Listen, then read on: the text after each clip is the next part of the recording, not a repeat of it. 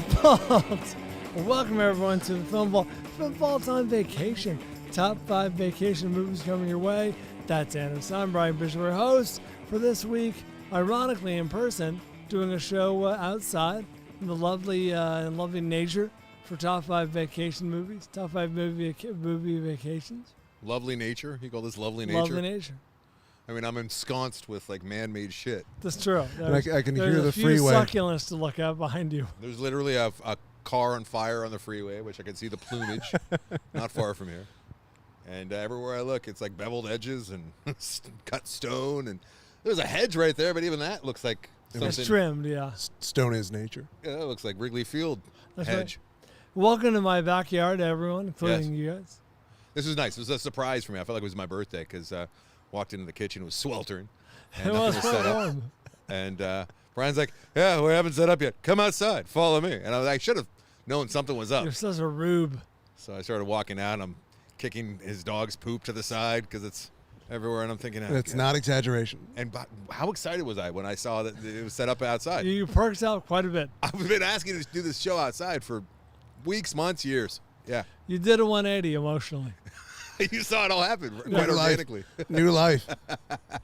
You were quite sullen inside. It's like you found out class was canceled. Oh, it was like a snow day. Yeah. It was like, I don't have to do it in that sweltering, hot, uncomfortable, hard kitchen. I'm going to be in a good mood. It's going to be fun. I don't know how much information you're going to get. I don't know if this is going to be like a great service. No, it really worked out in my favor. The kitchen was hot and sweltering. It was not set up.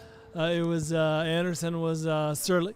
Yeah. And come on, nothing's set up yet. Come on outside. Mm-hmm. Rope-a-dope. Rope-a-dope. So, hey, yeah, welcome to the program. We got some exciting announcements to make tonight. Indeed. Yes. So, as many of you have heard at this point, August 4th is our live show at the world-famous Chinese theaters, the TCL theaters. We're doing our first show since I think it was, what did we say, 2017?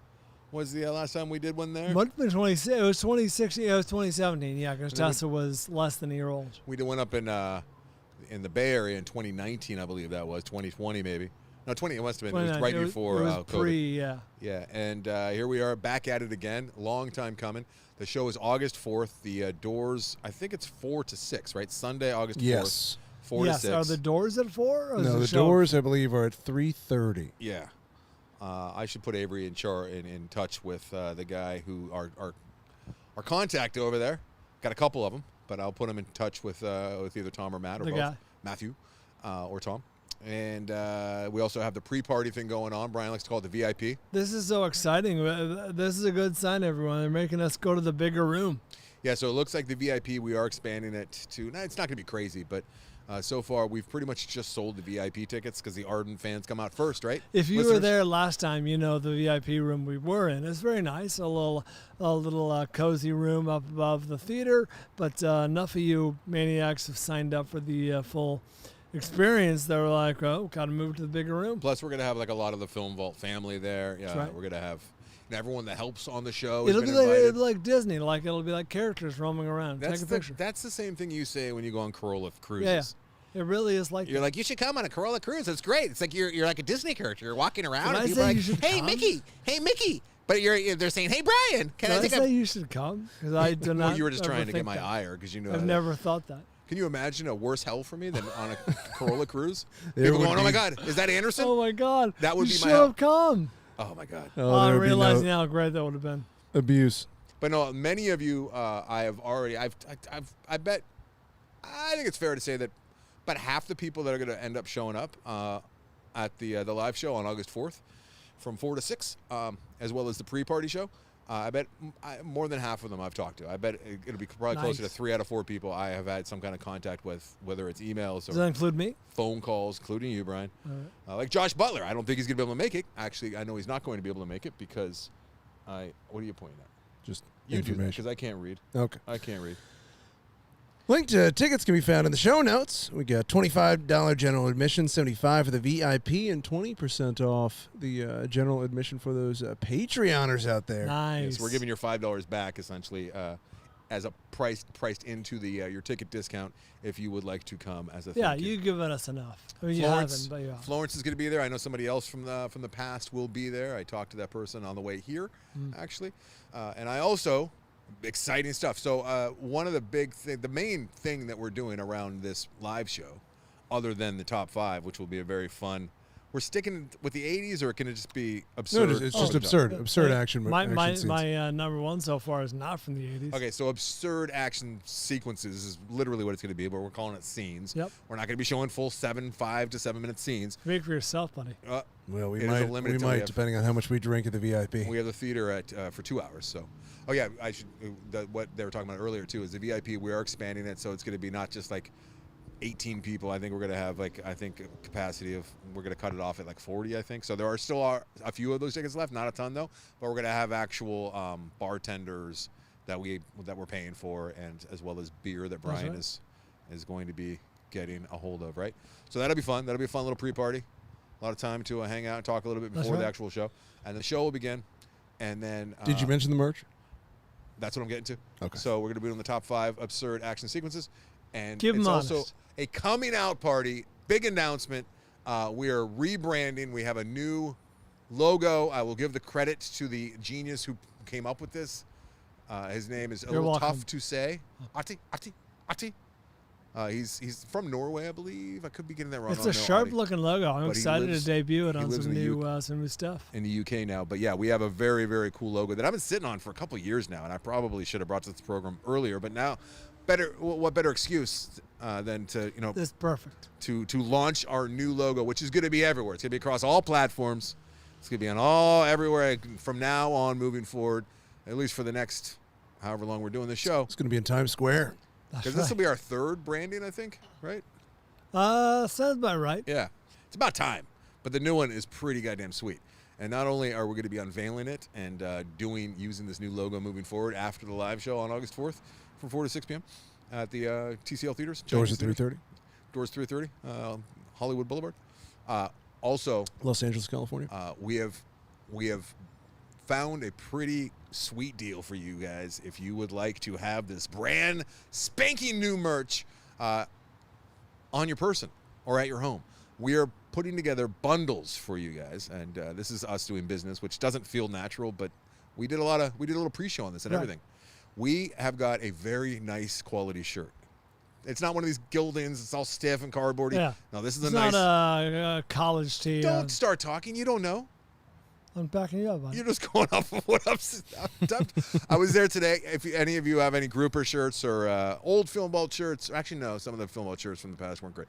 Any of the cold cockle shirts or the grouper shirts or the after disaster shirts, like our original T-shirt guys back in the mix, and we can do things pretty nice. Running it back. Yeah.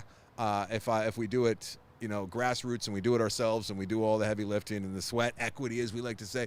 So yeah, we have been able to procure very nice shirts with the new logo on it, as well as very nice hats with the logo on it. The hats will be making an appearance at a pool near me soon. The hats are good hats. They are the trucker hat, I'm but wearing that a was hat the way on that stage. we could make it work, as well No, as you want the trucker hats. That's good for like summertime, pool time. as well as solo cups. Not No, just wait. any solo cups, the reusable, keep in your cupboard forever Yeah, solo cups. The hard, thick, washable plastic solo cups. I don't know if they're washable, but you can. They They're are. BPA free. They're made in America. No, they're meant to be reused. I think they have a lid on them, right? They may have a lid on them. Yes. I think you can get a lid on that. Oh, So- that come with that lid. I saw the lid. I didn't know it comes with a lid. I believe it comes with a lid, so you can. There's perhaps some iced put- coffee in there, So, or a little margarita by the pool. unfortunately, this is a little bit of a dick move, but the only way that you can get this is if you're coming to the live show. You can get all of that for, I can't remember what we said. $150. $150. Yes, for all. Not bad, right? You get a shirt, a hat, and a cup for I mean, not bad for $150. us. That is what it would cost if you were going to a concert. Oh, yeah. No. The Taylor Swift sells this shit for a lot. What did we say? What was the price? I can't even remember. You wanted to sell it for 40. Yes, 40. $40. You I'm get the not hat, okay. I'm not okay with that. hat, the shirt, and the cup. $40. Our margins pretty slim. Wait, but $40 for the shirt. $4 for the shirt, the hat, and the cup. You get all three. Wait, The only you're way charging $40 each. As for those three Maxine told items? me, it's not called show friends. It's show business. it is show business. Did she say that in Maxine? I don't remember that line. I think Kevin Bacon No. does. Unless I'm confusing it with I know. a Too different many Kevin film. Bacons being dicks this week. a different film. So yeah, if you're coming to the show, So and if you, many mean Kevin Bacon. if you haven't bought your ticket yet, too, you can just bundle it. The way that we're doing it, guys, this is real. Low rent's not a nice way of saying it, but I mean it's real like personal. We're not getting third parties involved. Grassroots is the word. Grassroots, yeah. So Farm to table. just shoot us $60. Soup to nuts. Tell me what shirt size you want so I can put in the order, as well as whether it's a black hat or a red hat. Which hat do you want? Black or red? Black or red? Red or black? Black or red? Will we have images of these for people to because what? No, because no one can see the new logo until day of unveiling. Well, can you get an image of the hat stock from the website? No, From your buddy's site. Like, well, I mean, I have it. You already saw it. Yeah, I know, but I'm saying for the people that are just not seeing red and black. Did you just hear what I said about we're not unveiling the new logo until? No, No, I'm saying he means- without the logo. Oh, the hat? Yes. Just imagine this. Everyone, close your eyes. He wants unless to you're driving. see the blank. It's a trucker hat with a white Don't be a jerk. front. I mean, I'm looking out for our listeners for once. it's a fucking trucker hat. Everyone knows what a trucker hat is. It's a trucker hat. What do you want? So yeah, you can get all that. So You gotta $40. describe that. So if you're not a Patreon listener, $60 gets you the ticket, the shirt, the hat, and the. This is I realize this is for very few people who are actually coming out to the show when our audience expands way beyond the few hundred people that are going to be at the live show, God willing. But that's the deal right now. Also, there might be some more news about the live show as early as next week for those of you who cannot make it. So more about that next week. But Indeed. yeah, I'm really Exciting happy that stuff. we're able to keep the prices so low because I hate gouging. And guys, we're not. I mean, we're going to get some money for our efforts and all the time that we're spending to put together this merch, but the margins are very low. Like Shark Tank would not be happy with us at all. I'm excited to see all the regulars, all the familiar faces, all the extended family. How sad are we going to be at the end of the show when we're walking out and we're looking down the aisles and we just see like discarded cups, like a crumpled hat on the ground with our logo? I've been A there. shirt over the back of the chair. Have you experienced how the groupers? I experienced that with. We did promo cards for my book when it first came out, and I left them on all the seats of a live show, a Corolla show, and at the end there were quite a few on the ground. What were they? They were like promo cards for the book, like coming soon. Oh, that's trash. I mean, that's- I'll return on it. I saw a couple like broken shot glasses. That was the original idea, was pint glasses, but after thinking about it further and talking to my merch guy and going down and seeing all the stuff that he has, brought Atticus, he was very into the idea of the merch. He had a bunch of ideas that I rejected. Nice. That kid. Bunch of ideas that I just Way said to hold nope. 'em up. But we were talking about doing pint glasses, which they look pretty clean. They would look pretty sharp. But I don't like the ideas of you guys coming out to the Hollywood and Hellland, is what I call it. And the Holly weird. Way to sell it. Hollywood and Hellland. It's just it's our Times Square. It's the most crowded part of Yes. Hollywood. And then having a couple cocktails, maybe not even having cocktails, but like trying to get on a subway or Ubering it back and having to contend with this pint glass. And if you're me, just drinking out of the pint glass. Now you got a dirty pint glass. We're gonna be people drinking out of or have people drinking out of That's those true. solo cups, but you drop it, it's all right. You pick it up, it's fine. That's true. It's fine. These are pretty sharp cups, and I know what you're talking about because my in-laws have them and use them at the beach, and it's very durable So- and fun and festive. They're cool enough that in-laws could actually use them. Good sell, Brian. Thank you. Yeah, they're for everyone. That's what I'm trying to say. In-laws. Yeah. My brother-in-law. Oh, okay. All right, there you go. See? Your fucking tight brother-in-law. That dude's sweet. Dude, I heard Yeah, he rock. gets chicks, dude. Dude, that guy gets chicks with his red solo cup. One chick is married. Oh, he's married. He never goes out, steps out, That's right. gets some strange. That doesn't happen. I'm sworn to secrecy. What am I saying? I can barely hear you. So dumb. Right. Because I'm not wearing headphones, neither are you, so we're going to have to actually. I can hear him nice though. We're going to have to talk. Outdoor Bri is He's on that mic. he's on that On mic. the mic. All right, I enough. got the mic on my diaphragm. This is great. And this is also happening. I don't know where it's. I know very little other than a text that I got. Send But us your pictures from that day with a character on Hollywood Boulevard. I guess the Hollywood listeners- Boulevard.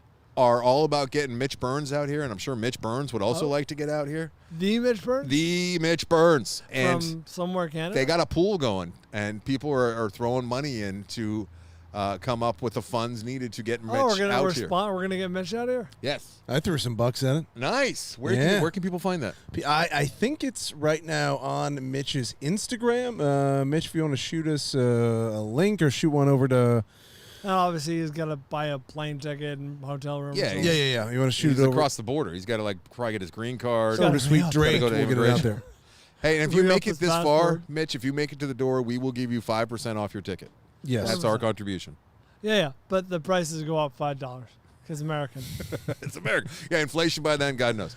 No, Mitch, you get a bundle and you get star treatment, VIP access, all that stuff. If you can get out here, I'm not going to get crazy and say we're going to buy your fucking But you got to ticket. wear a name tag that says, "Hello, my name is Mitch." Hello, my name is Mitch. The Mitch. Yes. I That's right, can't the promise Brian will look you in the eye, but Oh no, I can promise you I won't. And then talking about how small, like family oriented we're making this whole thing. My buddy, one of my editors on Groupers, talking about many of you probably know his name, Eric Holmes. Love Eric that Holmes guy. is coming in from Denver, from Nice. Colorado Springs, actually, if you must know, but he's been flying in from Denver, and he's looking for other Film Vault listeners to shack up with, in the nice. sense that maybe band together and get You know a what? Airbnb. Yeah, they got like an Airbnb, like a 6-bedroom. I'll and get it like a costs them compound. nothing. Yeah. So Eric Holmes, Especially in famous the valley, it's right there. You do a little hop Yeah. over. from Cinematics, he requested that I give out his email, and if you are planning on coming out and you would like to maybe everyone can get together and have a big orgy at some kind of Airbnb. I don't think he meant that, but go ahead. It's Eric. Eric's one of the best. I absolutely love Eric. You can email him. Don't let the email scare you. hamslime@gmail.com. That's real. It's Eric Holmes. He's the best. Trust me. Hey, he's the it's best. not an orgy, Brian. Jesus. Just Ham- Lime? hamslime@gmail.com. Don't let the email scare you. He's a Because the really email scares me. and the man knows his movies. So I mean, if you ever listen to Cinematics, What's he doing on this show? he and Yeah, Bruce Perky, they you've take seen over all of for them. me. You've seen, They do the show with Greg Strzobasti, and yes, so Will Greg be there? He's seen Barbarian. I He's need seen Silence of the Lambs. He's seen Black Snake Moan. what are you talking? Why are you just naming random good movies? I'm not. What's happening? I'm naming movies where they trap you in their house with a little I ham see. slime. Don't breathe. Barbarian is where you started. I get it. All right, so that's enough business. I think it's gonna be fun. It's gonna be a It's fun going to be family very affair. humiliating. I'm going to introduce myself, quote unquote, to so many people I've met before. Like, hey, Yeah. how's it going? I'm It's Brian. gonna Like, happen. yeah. It's gonna happen. It We used to met happen in twice. Loveline all the time because like at Loveline, my excuse was like I'm in the same place. I see different faces all the time. Now, if I went to your work, I'd remember who you were because like you're, it's a unique experience Sure. for me having people. So it's but you know what? Maybe we should have some fucking name tags. Name tags. And please bring Oh. fresh produce to throw at me. Name tags are $75. And you know what? Kudos and bonus points if you're a funny girl and have you seen where like they have the hello, I'm, and then they just write something crass. Oh, there's not I helpful at don't all. want. Actually, no. Let's move on. I don't want that at all. no bonus points for that. I would say defeats the purpose. I had an ex-girlfriend. She was a bartender, and she's not. I know her. No, you don't. It's a different Pretty one. sure I And do. she used to like. She would just have her name badge. She said, "Hello, I'm wet." That's what it would say on Oh, it. my. Very crass. It was a different time. I know that girl. I never see that coming. You can follow me You at, don't at know her, I Cave don't think. Avery Comedy. You had a different girl as a girlfriend? Or I a dated a couple girlfriend who was a bartender? Couple bartenders. All right, I don't like this at all. let's go. Let's do it. Let's go. No. I was laughing though all week about the We have yet to talk about a movie. The Quiet Place, and those things just be like, shut the fuck, shut your fucking face, be quiet, shut the fuck up, and just killing people. I love that. It made me laugh. They're just angry people, angry aliens about Creatures. noise. Shut up. Okay. Angry Fanfliction. Rendles. Fanfliction. Little fanfliction Flick in the compiled What have by the people seen? Let's talk about movies, for God's sake. Mike Cole. Mikey. Skadoosh it on Reddit. Beverly Hills Cop Axel F on Netflix. File this right into the unnecessary sequel category. Aw. They tried to stuff it with as many member berries as they could. None of the jokes landed. And What? Eddie Murphy was None? very uncharismatic. Mm. You can feel tell like- he was just doing this for the paycheck. I don't feel like none of the jokes. It's a Safe. little harsh. Little hockey talk. Krakatoa, hateful. On Instagram, Beverly Hills Cop, Axel F. It was okay, and it had a couple laughs, but nothing great. I was too distracted by the plastic surgery that has taken place, and not in a good way, to the characters we loved from the first couple movies. This is the type of movie you can watch on a streaming platform and say, it was okay, but I'm glad I didn't pay to see this in a theater. Beach24 on Instagram. MaXXXine was really fun. Mia Goth is definitely becoming one of my favorite actors.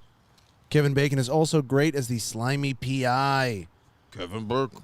Unfortunately, my theater clearly didn't get many of the old school cinematic references, and I seemed to be the only one laughing. Everyone involved clearly was having fun making this film. A great end to the T.I. West Mia Goth trilogy. Is it the end, though? Is it? It's the end for me, I can tell you that much. Hey. Zesty Close Dig 9053. That rolls off the tongue. I saw MaXXXine. Huge disappointment for me. Rewatched X and Pearl earlier this week. Was reminded how good those two are. Starts off strong, then sort of drags, and eventually goes off the rails. Director was paying homage to multiple 80s movies, but I wasn't picking up on all of them, and the parts I didn't like. Furthermore, at the end, there's an 80s cop shootout that is absolutely ridiculous and throws off the tone of the whole movie. God, you know what? Axel F and MaXXXine have way too much in common. Too many letters. Not since the weekend that we watched. It was the new Ghostbusters, and then there's another movie the same weekend, and they were both so fucking similar with the frozenness of it all. And it was Kong, right? I didn't Maybe. see Kong. No. It was a different weekend. No. I don't like it when they line up and they're very similar, and you notice all the similarities. I noticed very few. Devin Miller on Instagram. Horizon, an American Saga, Chapter 1, Part 1. This movie suffered severely from the idea that the story was going to be told over multiple films. Because of this, Costner had no need to focus the story or the editing to try and make things self-contained. As it is, there are 4 to 5 completely disconnected stories. They never come together during a 3-hour runtime, although they surely will in the next chapter, and the whole thing felt like a prologue, table-setting exercise, rather than an actual movie. But the most baffling thing is the last 5 minutes is a montage that seems to cover more storyline than the previous 175 minutes combined. I couldn't figure out if this was just a preview of things to come in the future chapters, or if we were supposed to follow these developments and they will have already happened when Chapter 2 begins. Overall, just a completely bizarre series of choices from someone who should know better. Okay. 2 out of 5, primarily for the scenery and the scope. And lastly, It's bad. By the way, Ghostbusters was Flick Fest the same week as Bastardin. oh, Bastard. Frozen. That's not what I'm talking about. I think it's Frozen. There was a lot of Frozen. overlap there. Frozen. no. That's not. That's not. Frozen it. Earth. No. Tundra. Bastardin. No. That's Which not one what I'm had talking about. Mads Mikkelsen? It's Godzilla. Bastardin. It's Godzilla. That wasn't Gone. A lot You of sure that- frozenness going on. I believe so. that wasn't Ghostbusters. Maybe. I don't know. Wait, Then, Bastardin had the guy called Podcast, right?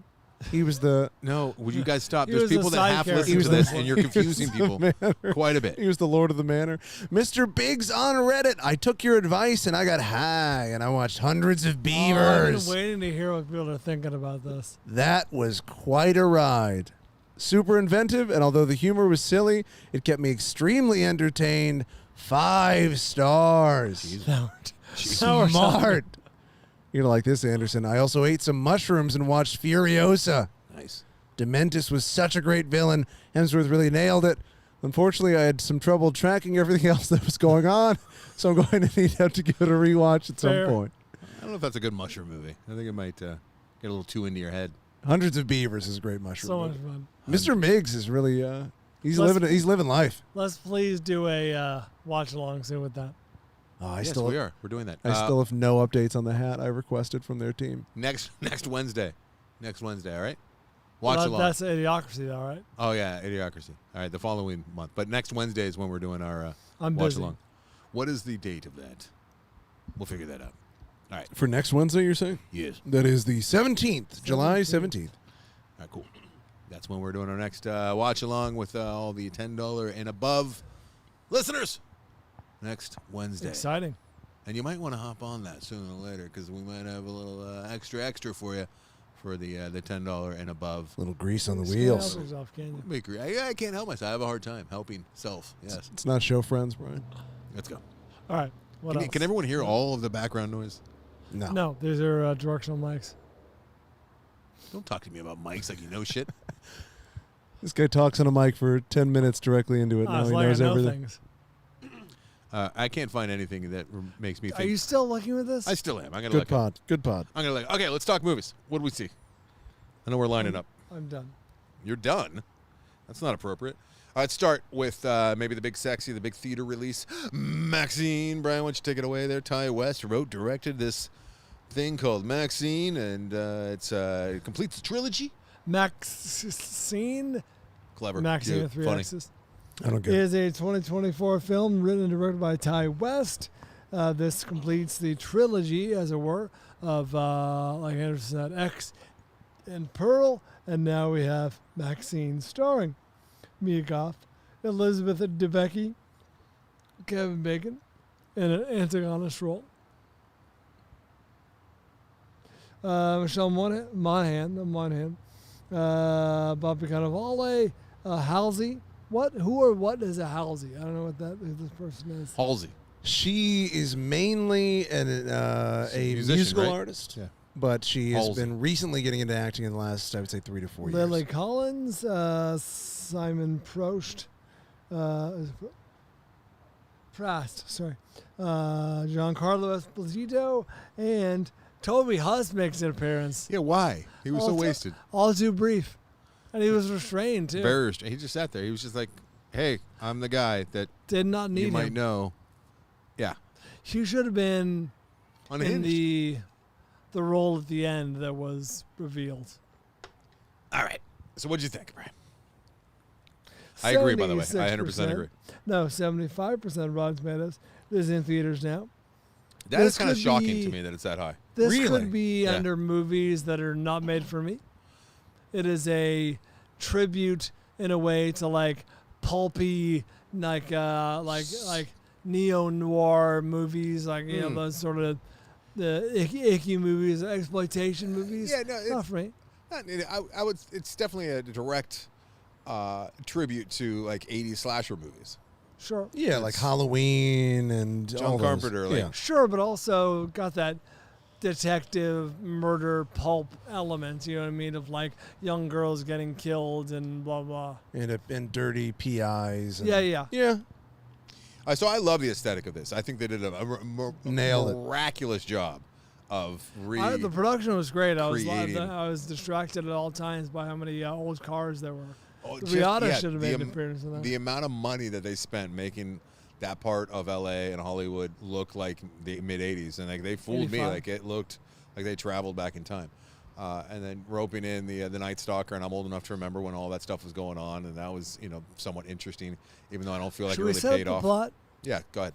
So This is after X. I feel like I have to describe the whole trilogy now because X, the movie X, is a fairly it's good, but it's a fairly straightforward, like cabin in the woods slasher type movie. This would be where- story number 2 in the What's that? when you're talking about like linear Well, direction. then X comes. Or sorry, then Pearl comes out, and that is a prequel of the crazy people that we meet. Oh yeah, this would be in number X. 3. Sorry, yeah, of course. And so now we have MaXXXine, which is a sequel to the first movie, X, and it involves the same character who has now reinvented herself and lives in Hollywood as an adult film star and is attempting to cross over into mainstream pictures. This follows her journey as she attempts to make that leap into mainstream cinema and all the crazy shenanigans surrounding that lifestyle, also setting against the backdrop of the Night Stalker, the famous murders that were occurring in LA in 1985. Because as far as that part of the world and just the zeitgeist that and everything and that type of like the horror element, he was the biggest story. So it makes sense that he would be in the backdrop. And like I said, I love the aesthetic. Great opening credits to get you into the 80s vibe. Yes, with the music was on point, as they say, throughout. There were plenty of needle drops. It definitely felt very, very of its time. And it's like the closest thing you get to traveling back in time. However, if I traveled back in time, I wouldn't want to go into I wouldn't go there. into this.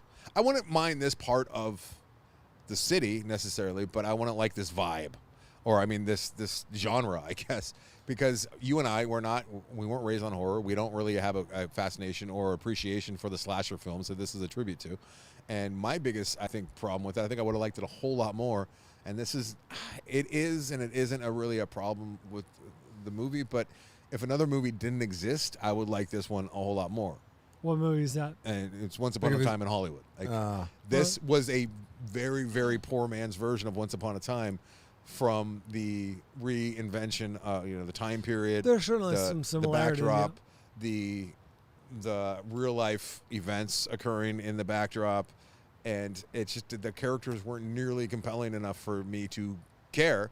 And then when they did get to the places where the payoff was with slashing, like I know that you see the budget that they had, but they went out of their way to do schlocky horror effects, which I liked. The schlock worked for me. It's going to work for a lot of people, and I'm just saying. I think that was part. It that wasn't was for me. Totally intentional.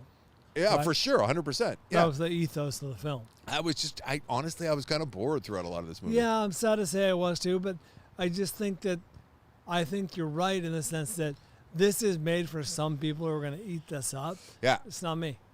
And this is member berries again, and of the 3 movies we saw, 2 of them are definitely powered by member berries, and it got me thinking about like a larger idea, I think, that I've had before, but maybe we can explore it a little bit here this week, because this and Axel F are both leaning in on strictly member berries and throwbacks, and it's like, are we to a point now where everything is in bite-sized pieces with Instagram and social media, and like there really isn't. Is there enough on the bone to tell like a story that doesn't involve people staring at their screens today? I will say that this, I think, stands alone more in the sense that there's an audience for this who are just into this kind of movie.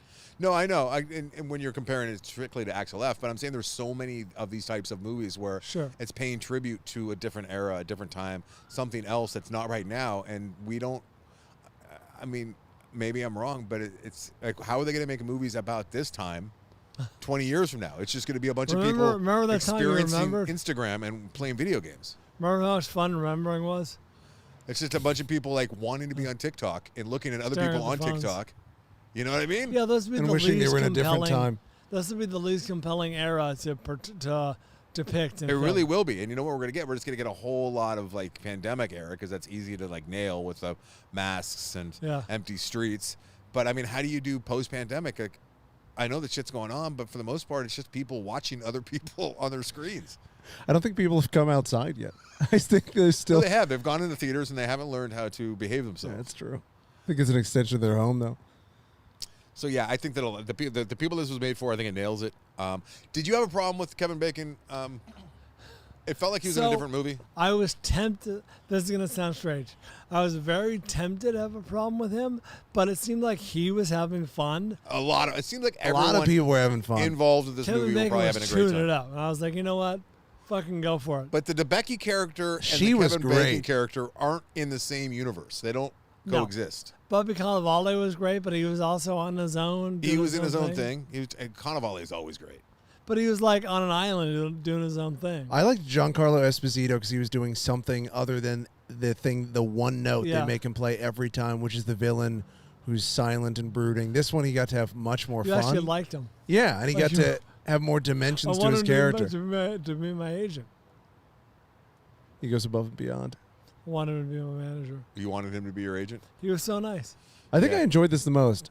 I enjoyed Acts 1 and 2 quite a bit. I was really enjoying where it was going, and then Act 3... There was some good stuff. I think it's overall a above average movie. It's by far my least favorite of the 3. It made for a great trailer. And ultimately, like, there's 3 of these movies now. There's 9 acts, let's say. I really liked 1 act, and that was the final act of X. And you didn't like Pearl? Pearl, I could take or you didn't leave like or X? take it. I didn't like the first 2 acts. I really started. I enjoyed myself with the 3rd act. I thought Pearl was the best of the 3. The kills, because that like this one had a vibe and a tone, but the vibe and the tone really worked for me with Pearl. In Pearl, yeah, it was creepy and unsettling. Yeah, I think she's an unbelievable actress too. She is great, Mia Goth. I don't know. I haven't looked into it. There's a setup for another one here, which they might toy with. I hope she doesn't get stuck and become like a Mila Jovovich, who's just stuck with a Resident Evil legacy. Mia Goth she's got some real range. She needs to be in. I don't want her tied down, just like Ty West is kind of tied into this. Like let's see some new. Even though like I do appreciate the fact that this is like a new trilogy, right? And this is not a reboot of something else, even though it is paying tribute to something from before. It's a snake eating his own tail. It's just every corner you look around, you just see snakes eating their tails. It's depressing. Yeah, I think you're right. So, wasn't made for me. The people that it's made for, I think that this will land. Like I can picture Florence absolutely loving this movie. Yeah. I thought the same thing. Oh, Florence is going to love this. Now, what do we move on to? The horror? Another horror? I think we move on to a break. Or do we move on to a break? I think we got to do a little break. Let's do Break time. Coming up next, horror film assigned to us, and Mr. Axel F. Next. The Rotten. Yeah, we're back. What do you want to talk about? You want to talk Axel F? No. No. No, that's a throwaway movie we can talk about. So I guess that means we're going to talk a little When Evil Lurks.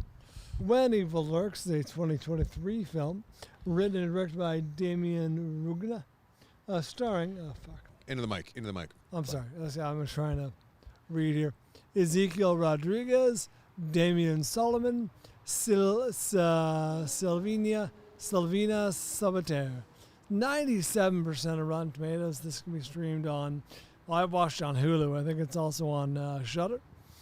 It's been on Shudder for a while. It just got released on Hulu, so this is really good timing because a lot of people have Hulu, and it's like at the top of a lot of lists. If you're logging on to Hulu, it's like right there front and center. They're really pushing this movie now, so it's kind of a talk of the town at the moment if you're a Hulu subscriber. So thank you, Josh Butler, for assigning this at a apt time. Did you speak to Mr. Butler? Yeah, I talked to Josh yesterday. Always a great time talking to Mr. Butler. And Josh Butler, what is he, a butler? What does he have, is he a butler? Like her butler? He lives out in Ohio. He will not be making the live show. He's bummed about it, but it's just not lining up for him. But Butler and I talked about The Rotten, also known as When Evil Lurks. That's right. And you know what? He pointed something out to me that is there. It's on the surface of Why don't you set it up, and then I'll... So there's an Argentinian film. So here I'll set it out like this.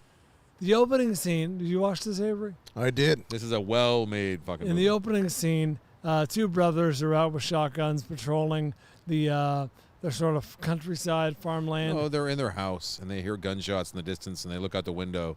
Right. And they're like, I counted 5 shots. Who do you think it is? Who's shooting out there in the forest? What's going on? Yes, all right. Then the main action begins when the brothers take to the They're road. like, we leave at dawn. Did they sleep? They realize that an unknown character, is shooting probably on their property or just beyond their property. They hear the gunshots. They see the flashes. So they take it's probably a couple miles they away. take to the wilderness. And it's a great shot. It's a great shot. That opening shot meadow, was fantastic. with a couple of shotguns. They're patrolling, looking for signs of trouble. And they happen upon... It was the dad from Onward. That just occurred to me. That's exactly what it was, right? Like realistic they Onward. happen upon half a guy. The bottom half of a man. You can assume is a man, probably. And that is nowhere near the most disturbing thing they find in that opening sequence. And he doubled as some dog food. Yep. Nowhere near the most disturbing person they encounter. Oh, well, they shortly thereafter find the Rotten. Yeah. They find, they come across the house next door. Imagine if Jabba the Hutt was a real person. Right? And he lived in Argentina. Imagine if gluttony and sloth were combined. That's what he is. And spoke Spanish. I wrote down the opposite of sloth. Yes, he is a melting man. Yes. He's not They doing come well. across a Uriel. Uriel's not doing well. No, he's a juicy fella. Uriel's He's about to pop. He's been laying in his own filth for a while. Uriel's unwell. And his brother, A year. his little brother, and his mom are like, we do not know what to do. He is rotten. Poor Uriel is sick. He is a rotten. We tried to pray. We called the police a year ago. They don't care. We are trying to pray. And then we hear, the churches are dead. Please don't yell. And now I shouldn't be yelling the churches are dead in your neighborhood. We're outside. That's what Josh pointed out to me, which I think would have made me, I did not enjoy this movie. But I appreciate this movie. I respect this movie. And this movie is a bit of an assault on the senses. It was an assault on the senses. This movie did affect me in a negative way. I think it affected probably all three of us in a negative way. I respect the fuck out of this movie, and I think I would have enjoyed It's a disturbing film. Or I would have appreciated it even more if I picked up what I guess they were laying down. Now tell me, guys. Oh, So you're saying there's some like Argentinian subtext? So yeah, so it turns out they find this guy. It's a rotten, and like he's some kind of spirit, and Yes, he's one of like the rotting or the possessed, and we're not sure why that's bad or how bad it is, but no one wants to touch it. Don't shoot it. You you don't can't shoot There's it. all these rules that are like built around it. And the older neighbors Which nearby. everyone seems to know the rules, by the way. Yeah, and it seems like a superstition. The older neighbor is like, we got to get the Ruiz, fuck away right? from us. We Yeah. have to get this as far away from us as possible. So yeah, and ultimately, I thought it was the themes that they're exploring were like how different people approach their problems and deal with their problems, because everyone had different ideas on what to do with this No, what not to. huge problem that they uncovered, which is Uriel, the Uriel. rotten Uriel. The rotten man, rotting man. They call him the rotten. I go, you have a rotten? Like Yeah. it's like a It's noun. a known thing. It's a rotten. Like there's a rotten in this town, but this town's like off the grid. We're way out here. Well, I know rottens are in the city sometimes, but what's a rotten doing way out here? This is bad for the town. Maybe we should all leave. Maybe we should all evacuate and just like don't take anything personal. You can't bring anything personal. Leave everything and just go start a new life somewhere else in the world, because this is going to fuck shit up. That, right? that wasn't the wrong instinct. That probably would have helped a lot That of was people, not the wrong instinct. because a lot of people ended up It's a good having instinct. different ideas on what to do, and ultimately the first thing they do is let's move the rotten, which was a troubling scene because the rotten is my 400-pound life, and he's Yeah. and the sheet breaks. the sheet is not strong. I'm enough. afraid he's going to. There's goo. I'm afraid he's going to pop, but we'll leave it there. But There's ooze. I love the yelling at the shut the fuck up. He's yelling at the mom as they're moving him. oh, please be careful with Shut my the fuck son. Please be careful. He's not your son anymore, Be lady. careful that was God my is dead. rotting son. The church is dead. So there's a lot about the church is dead. There's a lot about God is dead, and Josh picked up on this, and I think he's probably right. And it would have Kids they are could dead. have helped me out in my obtuse self with this if this was the direction they were going to. Josh kind of took it to me to think that this is the not too distant future, and something has happened with the churches and with God, and has been exposed, and the churches are no more. There's no more churches, and God is dead as far as people are concerned, and the demons have taken over, and they do pop up here and there, and I think that there's something really interesting there, and even just some text on the screen early in the like big opening of the movie, like 50 years from now, 2075. and The demons churches have are no forced more. out and killed all of the deities or the priests and whatnot. But that's how he was viewing this, and I think I would have liked the movie. I kind of took it Obese as demons roam the land. yeah. I kind of took it as like a bunch of like myths and old wives' tales that I'm just not Yeah. familiar with because it's a different culture. 100%. This felt like if they could have easily made a movie about the chupacabra in a similar Yeah. style. That's where I thought they were going to first. Yeah. Chupacabra? Yeah. That'd be sweet. There needs to be a great movie about the chupacabra. We need a great movie about cryptids, period. Because what do we got? Well, Mothman? what? Cryptids? Fucker Cryptids are like Bigfoot is a cryptid. Oh. Like mythology, Mothman, yeah. the Mothman Prophecies was a cryptid movie. Like there needs to be a movie just about cryptids. That'd be fucking. I'd buy a ticket. Not What do bad. we have? The man who killed Hitler and Bigfoot, like, And and then Bigfoot. the Mothman Prophecies. No thanks. Give me some real good cryptid shit. All right, but anyways, we see stuff in here that rivals some of the most heinous shit we've seen. I think going Yeah. to like Irreversible, the There's Martyrs, disturbing imagery. very disturbing image. It's troubling to see. Which I'm afraid is kind of becoming the norm with A24 pushing the envelope and CGI. I mean, and I was talking to Josh about this. Since Irreversible and that horrific scene, which still stands out and it still takes the trophy for the most disturbing, fucked up thing I've ever seen. But I've seen, there's probably been 10 times the amount of skull crushing in movies Yes. since Yes. Irreversible than there has been in the entire history of cinema. And all before it. different kinds of skull crushing. Yeah, now. a lot of like with axes and. Oh, there's skull trauma and MaXXXine. I guess there is. Yeah. As well as testicular trauma. Oh my God. There's what? What? Testicular trauma. Yeah, that was pretty tough. I like that Jesus. scene. That was very fun. That was a great scene. That was enjoyable. That There was was a lot to satisfying. enjoy. It was fun until the third act. We're back on MaXXXine now. So The fucking reveal. there's a scene in the Rotten in when Evil Lurks that Should have been called the Rotten. it could have been called the Rotten. Kill me. Set me out of my misery. Do not listen to the children, Andy. I know there's stuff. You're under the breath mutterings. You're not There's, working this week. there's stuff in this movie that's meant to unnerve you for sure, right? And it's placed there. I feel like it really, and this might sound silly. You guys can be the judges, but there's only one time where it really got gratuitous for me and over the top to the point where it was just kind of silly, and that involved the way Josh Butler put it was she was eating brains like popcorn out of a skull. Oh, yes. And that was just like, it was just too much. Like, there could have been other ways. And while I'm watching, I'm thinking of Mother, which I know you didn't love, but Darren Aronofsky's Mother, when the newborn baby was crowd surfing because they all wanted a piece of the newborn baby. And you just hear the neck break. Like, you don't see anything. And that was so much more disturbing than what they were trying to make disturbing in this one scene in When Evil Lurks with the scooping of brains and eating. Yeah, it was a little on the nose. A little on the nose, yeah. Like, what's the grossest, most disgusting thing we can do here? It was almost Art the Clown, right? A Terrifier. I mean, it worked.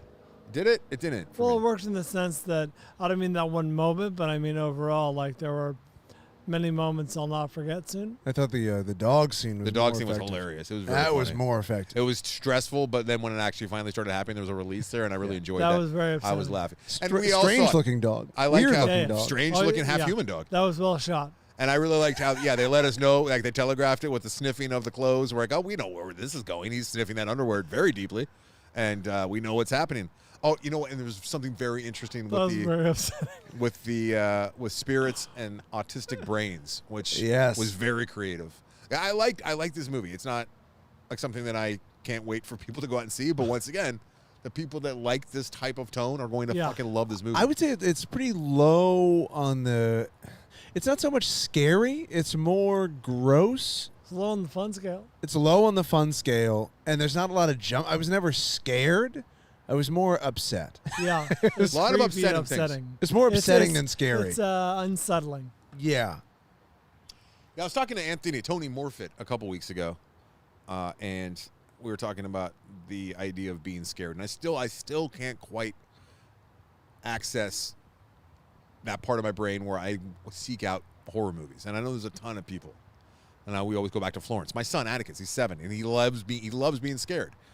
And I always go back to something that Carano said, which is like, and I totally identify with this, like if I don't like that same feeling that I get when I think that I left my wallet at the bar. Right. Like, it's a horrible feeling. Like, why would you want that? And I was talking to Morfitt about it, and I'm like, what's weird is like they don't have restaurants where they just serve like really awful tasting food. You would think there'd be like a subculture that likes that. And Morfitt says, yeah, but there's no release there. Like, part of what people like about scary movies is like you get that scare and then you're okay and you get this like rush and I'm like, oh, it's kind of like when I was a kid and there'd be a cop behind me. I'm like, oh fuck, I'm going to jail tonight because of what's in my car. And then he turned right and I'd be safe. It's, and I'm like, oh, the relief. Roller coaster effect. Yeah, I was gonna say it's more like a roller coaster where you enjoy that because you know you're safe versus it's less fun when you're experiencing that on a plane where you're going, is this going to make it? When it's a rough landing. But then when you land, But I hate that. But I enjoy roller coasters. I would not enjoy that was fun. The relief of after the horrible thing happens or the jump scare is not nearly as good feeling as the bad feeling of enduring the initial. So maybe it's just a chemistry makeup. I don't know. But I do not enjoy movies that I have to endure unless there's a lot of meat on that bone and it makes me think about something differently. This one didn't really make me think about anything differently in the world. I just endured many people's tragic events. To me, it's very close to comedy. I get a very similar reaction where it'll scare the shit out of me, and then I feel delighted. I will often laugh right after. I don't get the delight. You got me. It's almost like you just told a great joke of that was fucking good. I wish I could. And I get that. it. And it's instinctual. It's just automatic. I'm missing that part of my brain. Yeah. I mean, I get it a little bit. Like at the end of X, like when she's taking care of business, like those kills were hilarious to me, and I get that. But that's different. That's not the same thing. No, I don't get to like, oh, you got me. You really scared the fuck out of me. You made me feel horrible, like I was about to die for a second. Like my dumb primitive brain really felt the same sensation it would feel as if I was being about to be attacked by a bear. Like I felt that for a second, and you got me good. I don't want to feel that ever. I think you feel it way more intensely than I do. Maybe that's why. I think so. Like I can't. I'm such a puss. I can't. Like I'm a pab. to the point where like when people are in cars, like I have a hard time with this. It could be a rom-com, and if they're in a car, I'm like, it's gonna crash any second. Oh God, they're gonna get T-boned any second. The jump scare's coming. Yeah, you're too much of a pab for I'm horror. a pab. Yeah. Although I think I kind of got into your mindset when I watched Barbarian High, and that fucked me up for like a month and a half. At the end though, like Barbarian. No, the beginning. Oh, the beginning. The beginning scared the fuck out of me. I watched that alone with the lights off, extremely high, and it was not enjoyable. It's tense. I had It to does sleep. make the comedy funnier though. I think because it was funny.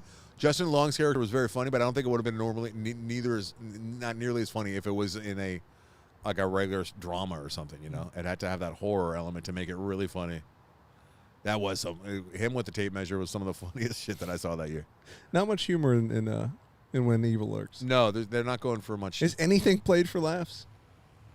Is there a moment to laugh in this movie? I'm really thinking. If you find the dog scene funny, Yeah, I guess the dog scene was kind of funny. That's probably the funniest scene. I mean, but I felt bad for like the brother on the stairs as he's watching. Oh my that was god! horrific.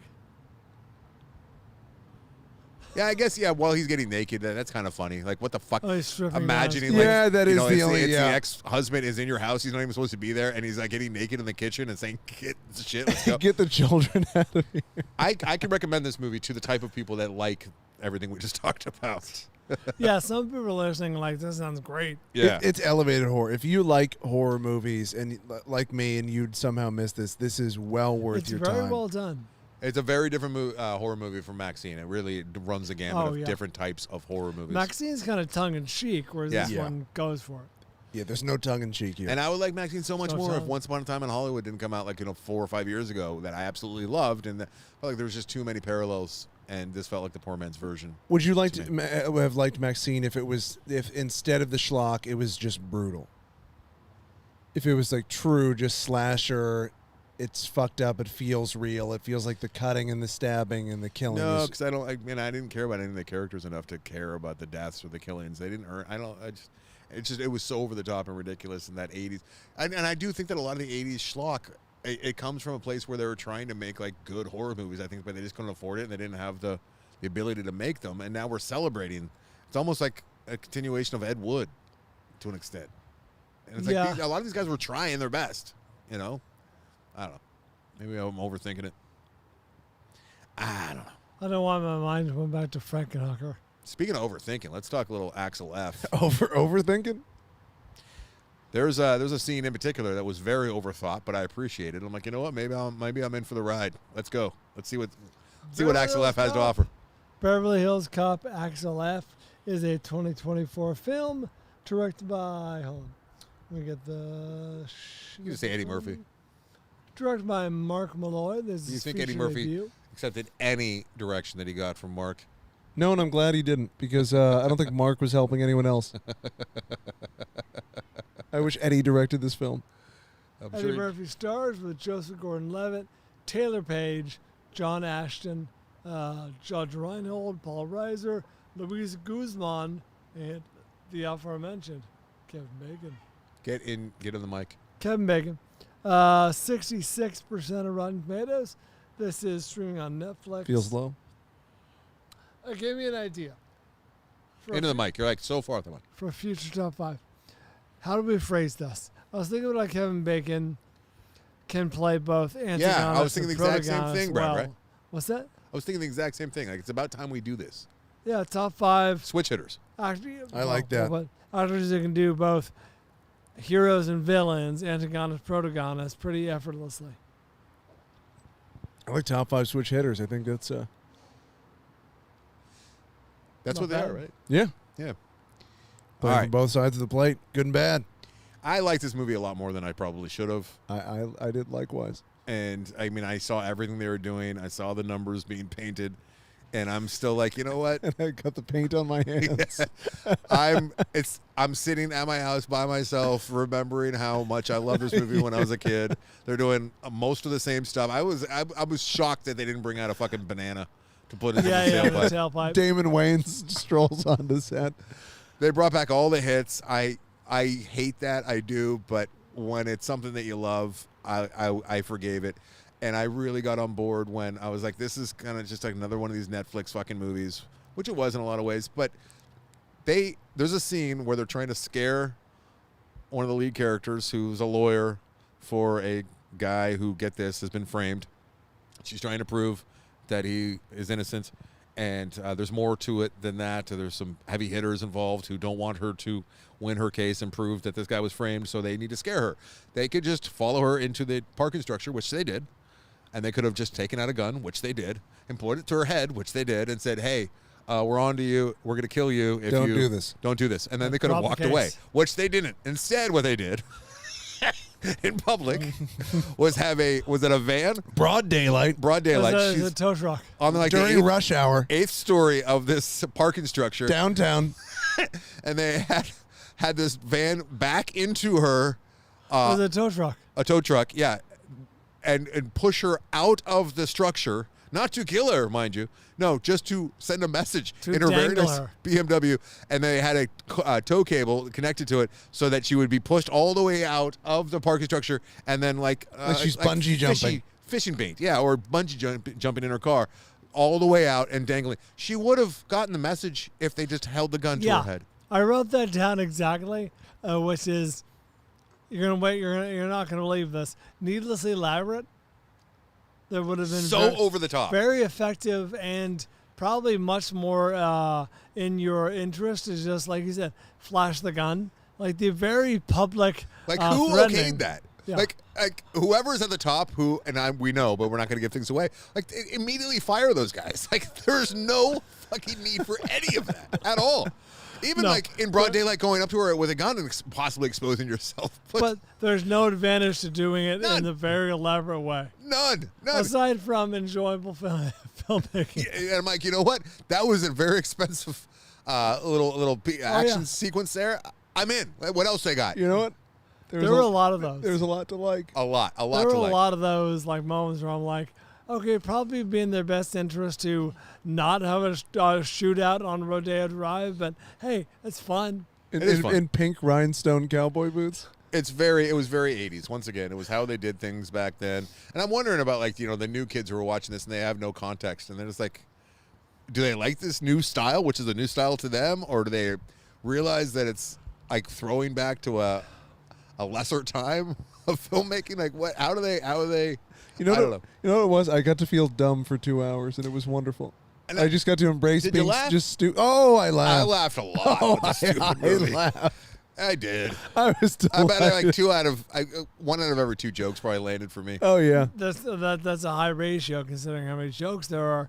I would have liked them to figure out a way. I'm not going to get into the plot because it's fucking ridiculous. I would have liked them to figure out a way to get Taggart and Rosebud and Axel into the room and like together in more scenes. Yeah. Because like when they're together for the brief time they're together, it's great. It's great. Yeah, Rosewood does disappear for way too much of the movie. Way too much.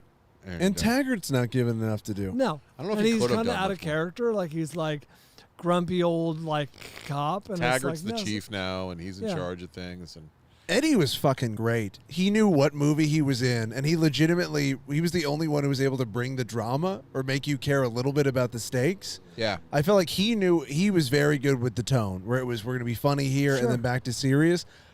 Almost no one else knew what movie they were in. Kevin Bacon was lost, and I love Kevin Bacon, but I don't know. I don't think he knew what he was doing there. he was fine. Yeah, I don't. He was what he was. It I was thi- I- underwhelming. He played the character I think that script called for. But I think it was really the directing was the worst Yeah, part, I and will Eddie say directed the himself. character was So very underwritten. And Joseph Gordon-Levitt, he was fine. daughter wasn't bad. I like the daughter. Joseph Gordon-Levitt to me was neither here nor there. He was fine. Yeah, he was just kind of like just reading his lines. Like he didn't have a whole lot of charisma. And he's such a good actor. He didn't really have much to do here. Guzman was really like saying, "I'll be in your movie, but I've always wanted to do this." Yeah. And they're like, "All right, sign the contract. You're allowed to do that." Hey, oh yeah. And I'm going to do some set decoration too. I want to design my own outfit. I What do you think of the realtor scene? That was I- fun. I enjoyed that the real quite a scene bit. was Glad great. that you- Yeah. I thought she we was fucking hate it. she was excellent. I'm single. Should I watch that goddamn Pop-Tart movie? I don't know what that is. The Jerry Seinfeld. Oh yeah. That's, I think I might watch that. I think I might watch that Pop-Tart movie. I liked that. What'd you think of Serge? I thought there was a very interesting choice made with his I would character. have liked him to be in the movie more. But I mean, that's about how much he was in the other one, right? maybe, yeah, I guess so. He was markedly different in this one. I like how I like some of the like they had a couple self-referential things talking about like when Gordon Levitt was going through his rap sheet and talking about like essentially the first two movies. Yeah, pretty good. 94, Not Your Best Hour. Yeah, Not Your Best Hour. That was a good one. It's exactly what you'd expect a modern day Netflix movie to be, right? Disposable. But better. I think you know what? This is elevated Netflix schlock. It's a light recommend. It's like, it's all right. You can have a good time with it. Yeah. Just expect nothing, turn off your brain. But the thing with Surge that I thought was interesting is I thought it was very clear that his original character, as he was portrayed in the 80s, could not exist now. Where they go very hard on the gay tropes. And, embraced himself. And instead of that, they went, okay, you can't do the over-the-top gay stereotype. So instead, you can do whatever you want with the foreign thing. Because he speaks less English 40 years later than he did before. He's much less gay that and part much of Beverly more Hills, foreign. he probably gets way more respect having that kind of foreignness. He was hard to understand in certain lines. I do like how they very old school, but they really lean into the Mexican mafia without any kind of like hesitation. Oh yeah, you know what I mean? Like this is a more serious, this is a modern day movie that was more like self-conscious or concerned. Like they would have made them like European. Sure. No, this is silly Sicario. Yeah, it is silly Sicario. Really it's silly Breaking Bad. It is. I like those gangsters like in the middle, and then the woman. So much dog play in this movie too. The woman talking about how her dog saved the day on the news. Oh, what was the name of the dog? It was great. Mojo or something. How you gonna remember? She said it once. It was something very highfalutin that I enjoyed. Josh Butler also brought up, and in talking to him about The Rotten yesterday, we talked about this movie briefly. I couldn't help myself. And we're just going to call it The Rotten. He brought it up a good point, which is this is the first time we've seen Eddie Murphy in like a true R-rated movie doing like the old Eddie Murphy thing, letting F-bombs drop. And wasn't whatnot. Coming to America #2 the R-rated film? I don't think it was it? And I mean, that movie was such a letdown. Yeah. Such a letdown. But yeah, I can't recommend this movie if you like to have a couple pops and watch a movie and kind of slip into like yesteryear. There's much worse ways to do that. Coming to America was PG-13. I knew it. Yeah, this is the first time I can remember seeing Eddie Murphy say "fuck" in a while, and I mean that's what I grew up with Eddie Murphy raw, Delirious. Like was the first time I ever saw stand up. I think this is the first time I've heard him say the N-word in like 35 years. Yeah, I was actually jarred by that. It was jarring. I love how he commented on it too about how when he was doing he was imitating his white friend at the Detroit Red Wings game. It opens up with a hockey game too, which I'm not going to complain about. Sweet, it's enjoyable. But he's doing the white, the Eddie Murphy like making fun of the white guy. Great. And then his friends like, but if I were to do it to you, he's like, Murphy's like, horribly, it'd be horribly offensive, horribly racist. Cannot. He was great. That's where I was in. I was just in. Yeah, this is a perfect stay-at-home summer movie, right? This is like a popcorn elevated Netflix fucking. I movie. enjoyed the valet character. I would have. That was great. Yes, I would have preferred Avery, but in that role, but it was good. I love that he had the accent, the British accent. What a great reveal! That was good. Oh, it's all in all, a lot of good jokes in here. All the ridiculous gun firing. If you get drunk and make some popcorn, and broad watch daylight shootouts. Yeah. Oh my God, did you do it again, Foley? The fucking 70-year-old chief of police is the first on the scene. And the big with a shotgun. The big trucks mowing. They did a garbage truck in this one. That's kind of snowplow. Yeah, snowplow. Yeah, that's what it was. That's part of the lore. The lore, the tentpole franchise is like giant trucks fucking shit up, and they did it a couple times in this movie, which is good. Yeah, I was expecting it to be way more mailed in, way more PG-13. The remix of the Beverly Hills Cop theme that was done in like Latinx rap style. It was done like 10 different ways. It made me want to get thrown out of a plane. It kept coming in. I hated it so much. Oh, it took years off my life. One of the first guys he talks to is just listening to that. What's that song with the? Oh, fuck you! The fuck you song. I'm drawing a blank on it. God damn it. But like they lean into the R language quick and often with this movie. It felt obligatory, not egregious at certain points. I was fine with it. Like where they're shoving it in. I was fine with it. It was like Delirious and raw, right? too much, gratuitous. But that was his brand, and like he definitely got away with it. I really do think on set Eddie probably went, "This is R? Okay. Why is this R? I'm gonna There's get no to do blood." okay." Oh, I see what you're saying. I think where he went, okay, I'm gonna say whatever the fuck I want to Maybe say. that was then. like he's like, I'll do it, but you're not gonna PG-13 this shit. You did that to me with Coming to America, and I'm not doing that again. I'm not gonna do a sanitized version of. What's weird is, he skated, but like there's some weird shit, he got caught doing with somebody in his car, and not that far off from what Paul Rubens got busted with. Was it Foxy Brown or who was the hooker he got caught with? I don't know, they're not hookers, they're sex workers. And it was like, I think it was like wasn't it like a, I thought it was like a Transgender? transgender. I think it was a transgender. It was weird. Yeah, and you're right.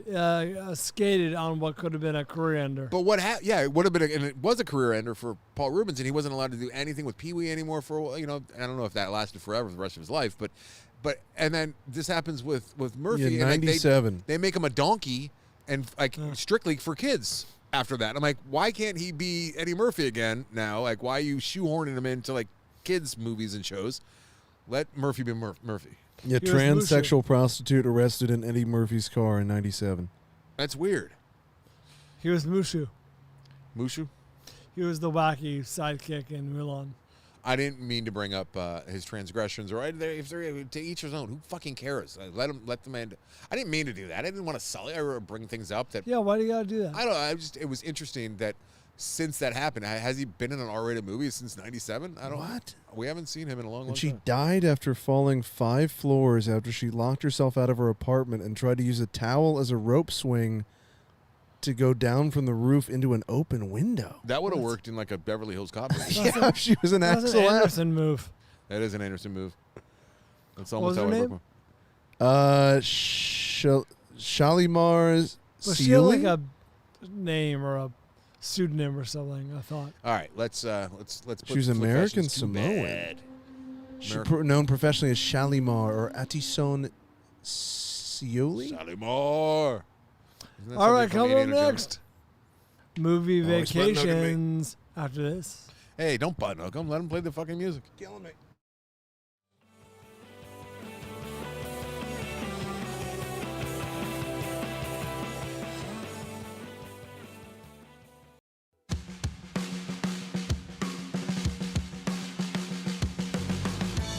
Yeah, we're back.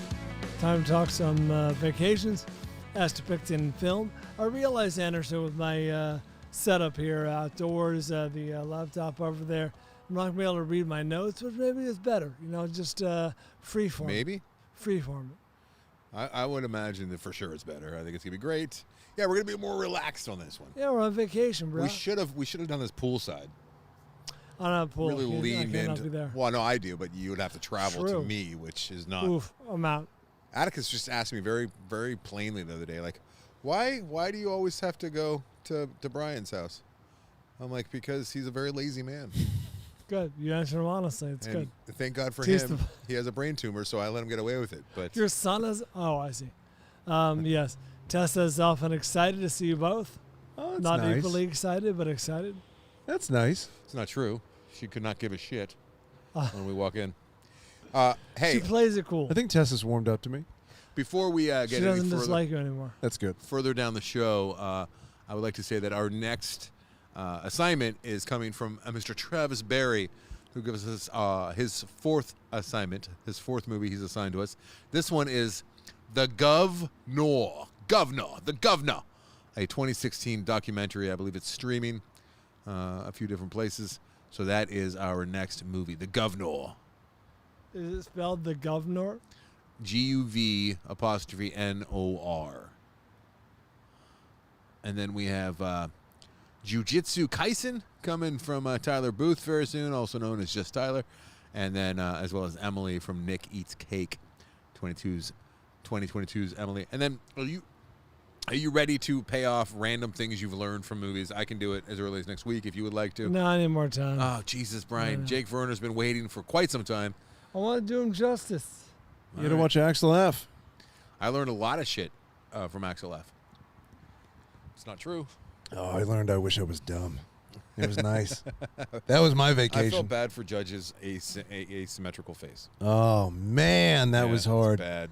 I've seen it before. It wasn't like it's the first time I've seen it because I looked him up about a year ago. I'm like, what's Judge up to? And then I read some things where he had some problems. He was going through some stuff, and I think that happened in a car accident. I could be wrong, but no. his eye is not equal to the other one, and it's very sad. Oh, I don't like that. Speak up. I speak? Okay, I'll just yell across the bow. Well, you got to project to me. Yeah, it's gotten harder to hear out here as the night has gone on. I don't know what it is with the sound, but it's not traveling like It's it a lot did. of white noise. There's more white noise than there was That's earlier. what this show is. Oh, you know why? Because Sounds good in the cans though. the car fire was probably causing a lot of cars to idle on the 405, and now they're interesting. whizzing by. Now they're flying by. The 10 on the 405 is functioning as though Was it that what should. that was? The car fire? I heard a lot of activity. I believe that. Hey, I'm excited about this new logo. It's tight. It is very tight.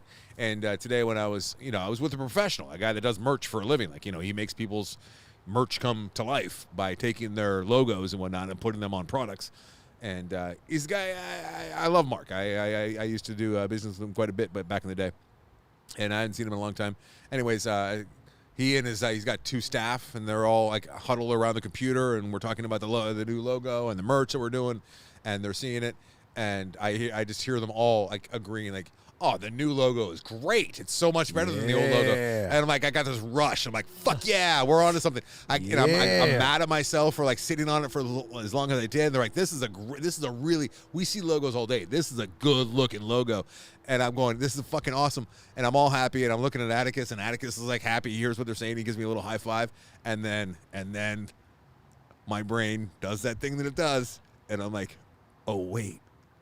Are they talking about the new one or the old one? Do they have the? And I'm like, and I'm setting myself up for like the most disappointment. Oh, no. If I'm like, oh no! Can you imagine though? They had it right, Yeah. but what if they had it wrong? Because they had a screen up with the old logo next to the new logo. What if they were talking about them reverse? Yeah. What do I do? Do some real soul searching. But thank God, no. They were talking about the new one's very representative of the show. It's got. I'm gonna say the font is very similar. It's sharp. There was Leave a it film at that. canister. Leave it at that. All right. You say too much. It's clean. It looks modern. It looks like a modern throwback, right? You going on any vacations this year? No. Wait, I'm going on a few. Aren't you going on like next week? A couple weeks from now, I mean, you already went to Japan. Ati Nurmi. Ati. It's almost like Addy. Anderson's I want to say skipping. Addy, but it's Ati. He sent me Anderson's skipping. He sent me a YouTube clip of a how you pronounce hockey his name. player who's named Atte. Ate. Nurmi is the name of the listener who made the new art for us a while ago. I know the hockey player. And I want to credit Ate Nurmi since we're building this entire live show around the unveiling of the new logo. It'd be fun too, like the opening, what we did last time, and Avery, you're gonna do the same thing. Is the overture. Oh, listener, all right. What? Didn't we All scroll the to listener art is listener just on a carousel on the big screen in the theater as people file in and start to get their seats and settle in. Like, we just have That's the fun. listener art that doesn't involve the N word just going up on the screen.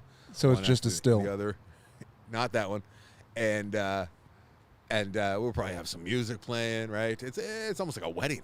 Yeah, it's good stuff. Yeah. I'm excited about it. I'm most excited about seeing faces and seeing people that I haven't seen in a long time. It's going to be a reunion in a lot of ways, and it's also just going to be a big, giant celebration of how many years has it been? It's been a lot. I got to worry about not drinking before the show. Yeah, I know. It's going to be hard with that VIP show, so that's why I got to get some Coke. Afterwards, though.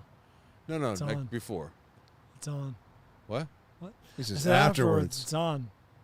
He's getting after it. Oh, yeah. That's right. Putting that red solo cup to use. Frat star Brian's going to make an appearance. Oh, it's going to be a fun time. We're going to get sloppy. Hey, because we don't have to talk about our picks. We'll just be like, here's my pick. I'm crashing on Florence's couch. Oh, I'm excited. I'm crashing on her balcony. Oh, it's gonna I'm be sleeping in the chateau pool. Yeah. I'm going to Belushi I'll be my on the way very out. low balcony. I'm going to Belushi Belushi. my way out. All right, come. Rand's going to be covering it. He's doing a little mini documentary that Nice. we will make available somehow, somewhere. But Has he bought his ticket? Because he's not getting it for free.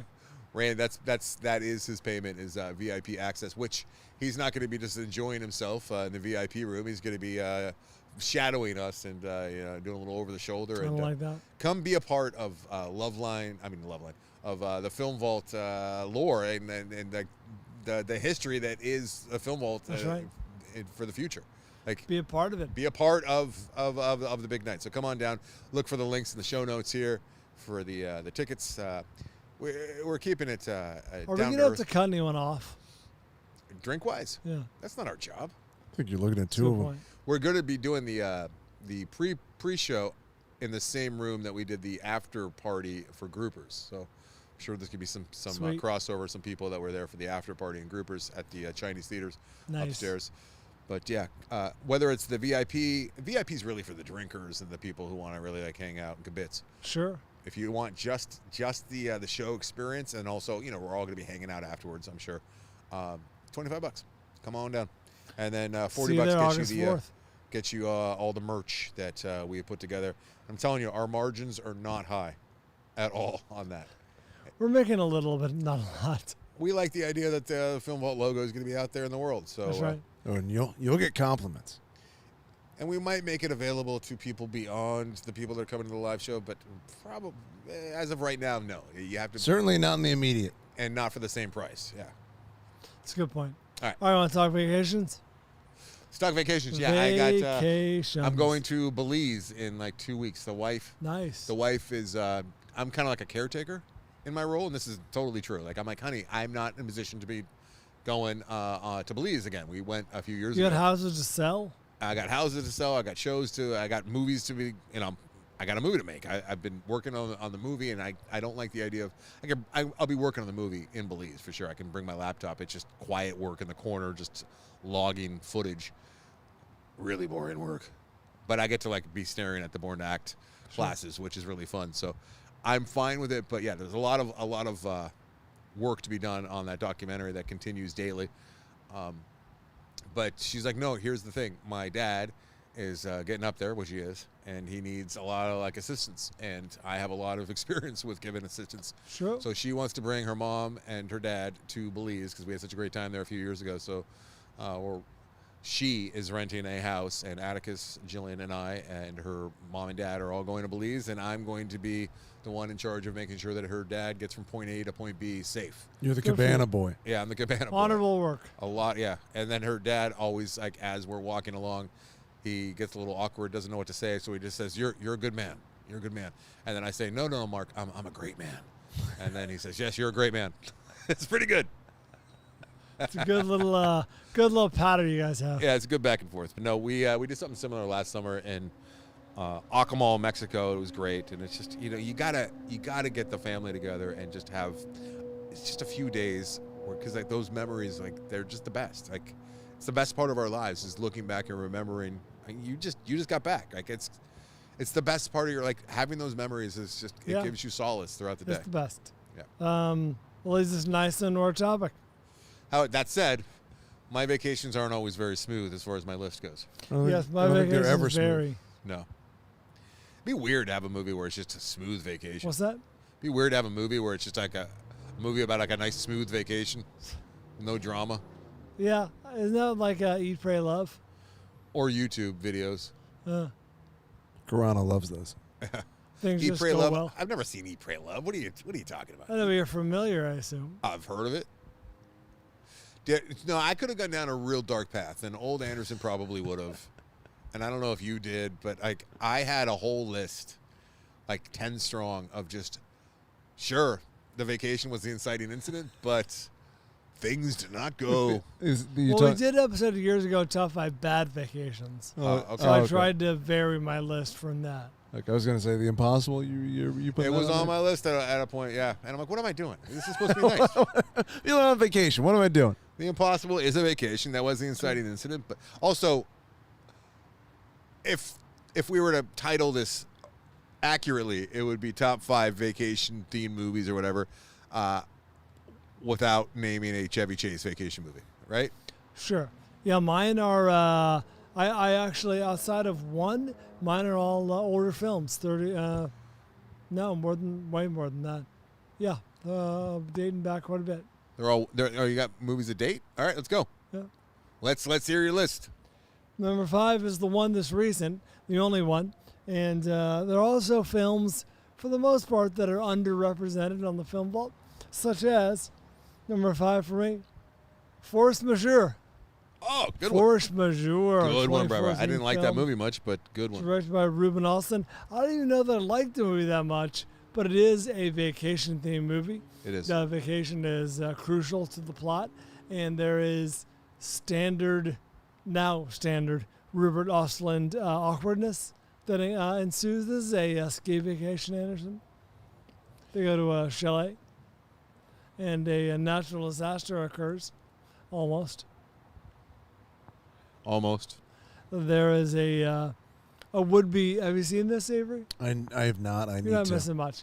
No, is it The setup and the plot, the log line is actually better than the movie, unfortunately. Kind of yeah, like if I was to give you the 1-2 sentence summary, it's great. So his family goes on vacation. Shit's awkward. The dad's, out of touch, and the mom and him aren't getting along. The kids don't, or the whatever. skiing vacation. And it's a ski vacation. It's a foreign film. They're in the Alps somewhere, I believe. And they're out there. They're sitting on the terrace, like the outdoor terrace of this restaurant, enjoying the view, snow-covered mountains, enjoying lunch, whatever, sitting awkwardly.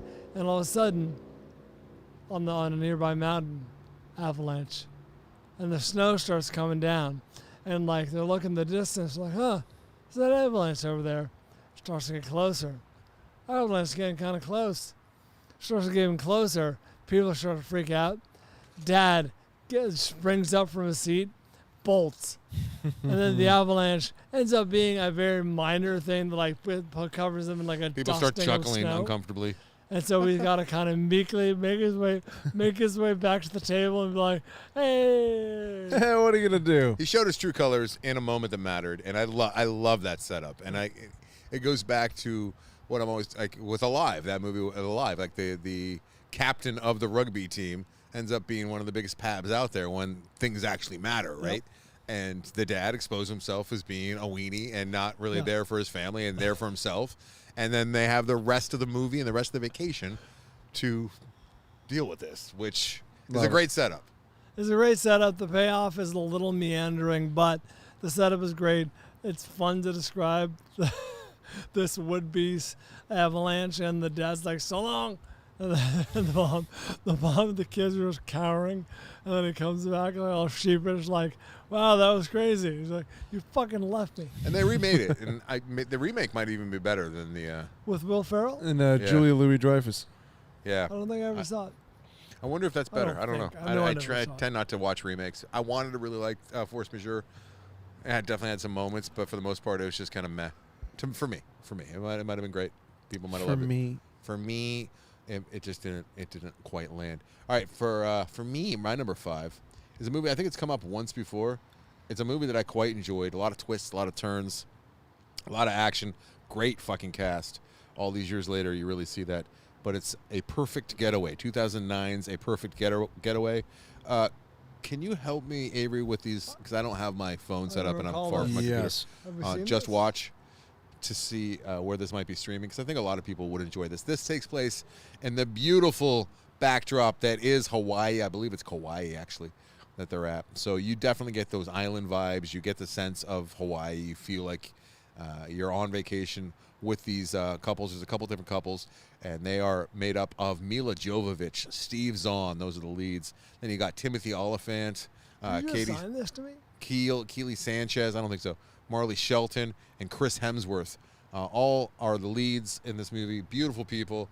You see lots of abs and bikinis and, island wear. And they're enjoying themselves on vacation. However, I just thought of another one that didn't make the list. The Beach. No, not The Beach. Old. Old was a vacation movie. All right, sorry. Back to A Perfect Getaway. I almost had it all on the list. I like the double entendre. I didn't think of Old till just now.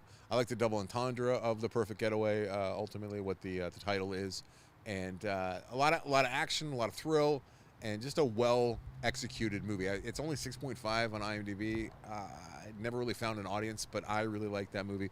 Perfect Getaway from 2009. Where can people stream this anywhere? Unfortunately, you cannot stream it anywhere. for Only rent, for huh? rent. I love that Steve Zahn. Just Steve Zahn alone is worth a ticket for me because I love that Steve Zahn. Yes, the same Steve Zahn as you saw in Happy Texas, the darling of the 1998 Sundance or whatever it was. Peters. Remember Happy Texas? He crushed it. They're like, it's going to change cinema. And then it was like, it was cute, but it's like, what the fuck, Sundance? Yeah, that was the era where, like, if you do well at Sundance, you're all of a sudden a must-see movie. That was Happy Texas might have kind of killed the Sundance reputation for a minute because Happy Texas doesn't get into Sundance today. Like they don't even look at it. But Yeah. all right, Still rough around the edges. William H. Macy. Sundance is moving to the highest bidder. Apparently, What do you mean? they're leaving Utah. I heard. Oh, really? Really? Yeah, whatever whatever state gives them the biggest breaks. They're and the most leaving money Park is City? where they're going. Apparently, yeah. Redford's selling out? He's continuing to sell out. I mean, I feel like he has been selling out for many years. Sundance is not what it set out to be. It's kind of a prime example of, all right, whatever. I'm not getting down this road. Let's move on to number 4 for you. Number 4 for Got me. 'em. Going back to 1970 with The Out-of-Towners. Nice. Look at you, Arthur bro. Hitler's The Out-of-Towners.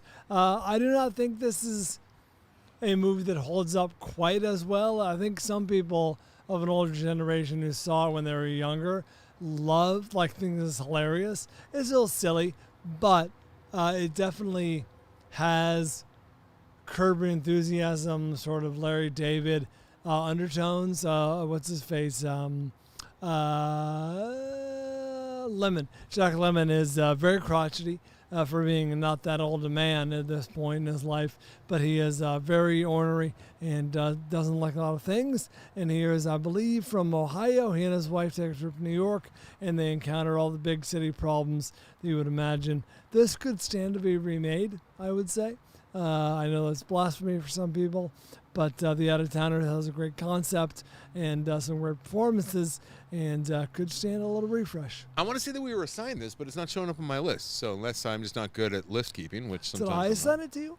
Maybe you did, yeah. I Because know we both saw it, which is I rare. don't remember what the impetus was for me seeing this. Arthur It's this Hiller, right? classic film. This is streaming on Paramount Plus, and if you want to catch up with this, Why is I it? did all this years ago. Why do so Go many for people it. love loud cars? Like, what is that? What happened? We're out here, we can hear the two freeways that merge. I think it's the largest intersection in the world that you're like maybe a mile from, Sure. the 10 and the 405. And, it's just like a steady flow of traffic. But then about every 30 seconds, we just hear somebody going like, I'm coming through. It's like, why? Why do we all have to hear you? I get it, motorcycles, because like they're afraid of getting, not being noticed and getting, run over. But the guys with the cars, what are you guys doing? Yeah, what gives? Driving my car! It's like, why? Jesus Christ. We all got to get to where we're going. We have to scream on the way. Automobiles. I hope the neighbors can hear this. Combustion! Jesus, guys. Engine motor, what's the difference? Commuting! Motors or engines, I don't know. Number 4 may surprise you. Oh, will it? Doesn't really surprise me because I've cited this many times as a movie that I like by Mr. Wes Anderson, and that is The Darjeeling Limited. I never saw it. You never saw The Darjeeling Limited? Sadly, maybe the only, Wes Anderson movie since whatever the fuck it was, Rushmore, that I haven't seen. Darjeeling Limited. I don't have it up because I don't have my setup here, which happens more often. It than does not. surprise me, though.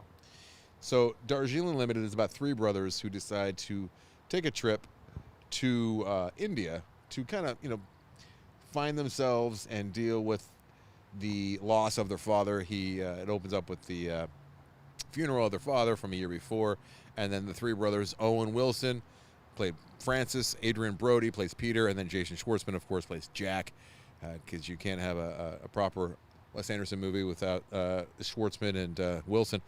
And just the trials, tribulations, the ups, the downs, the very, very funny one-liners that do land in a Wes Anderson way for me in The Darjeeling Limited. I just like the interplay between the 3 of them. There was less of those crazy Wes Anderson setups that I've become they're like my kryptonite to my eyes in a lot of ways.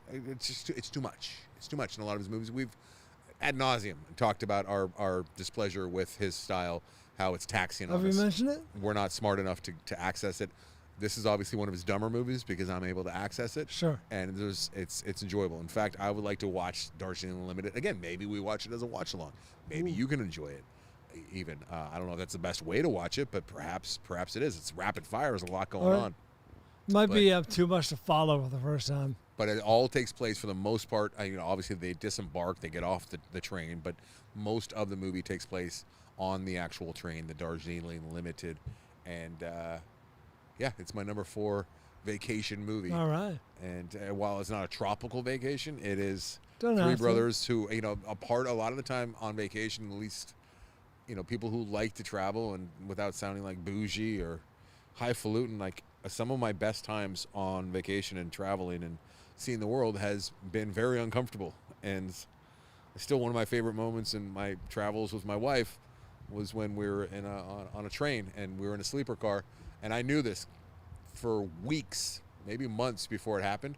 My wife is very private. She does not like anyone to be around. She doesn't like the idea of neighbors coming over to the house on 4th of July for an hour. Like, she was very adamantly opposed to that. Sounds like a delight. She likes her space, right?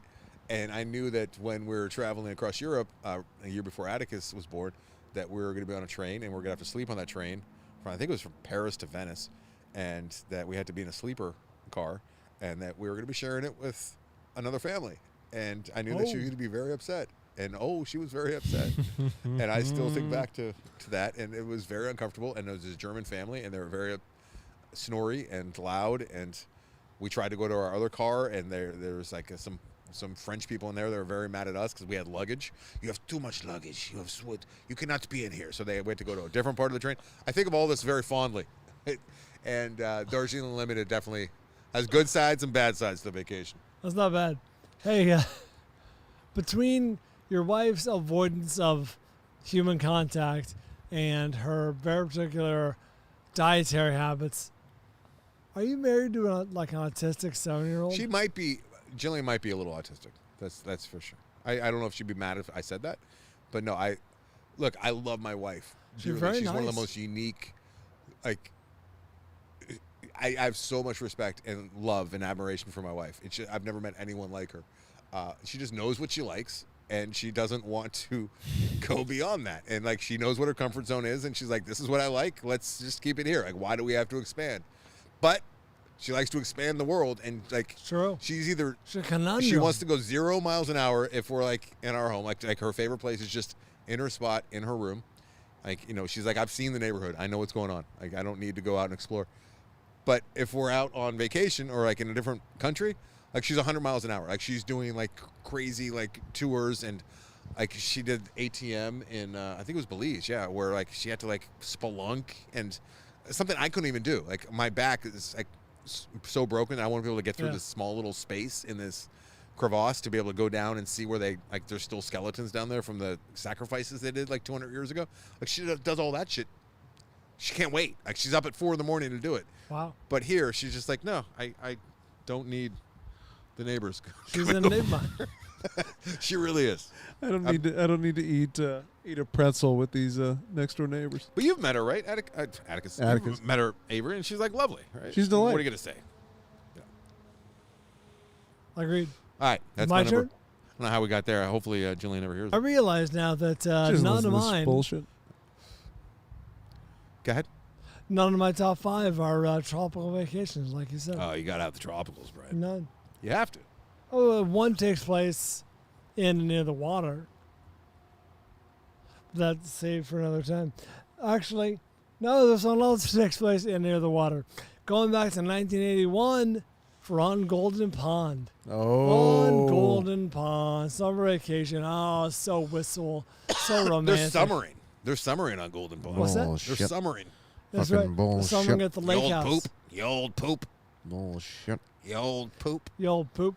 Don't you die on me. I Great quote- patter. I quote Great this movie patter all the between time. Catherine Hepburn It's a and, great movie. It's like one of the epitomes of like feels like homework, looks like homework. Yeah. What? It really Isn't does. homework. Like, this is a movie that's intimidating. Like, it looks, sounds, tastes, smells, but doesn't feel like homework. once you dive into the pond, it's very enjoyable. It is a Water scene porn. I should not have laughed at, where he's thrown from the speedboat.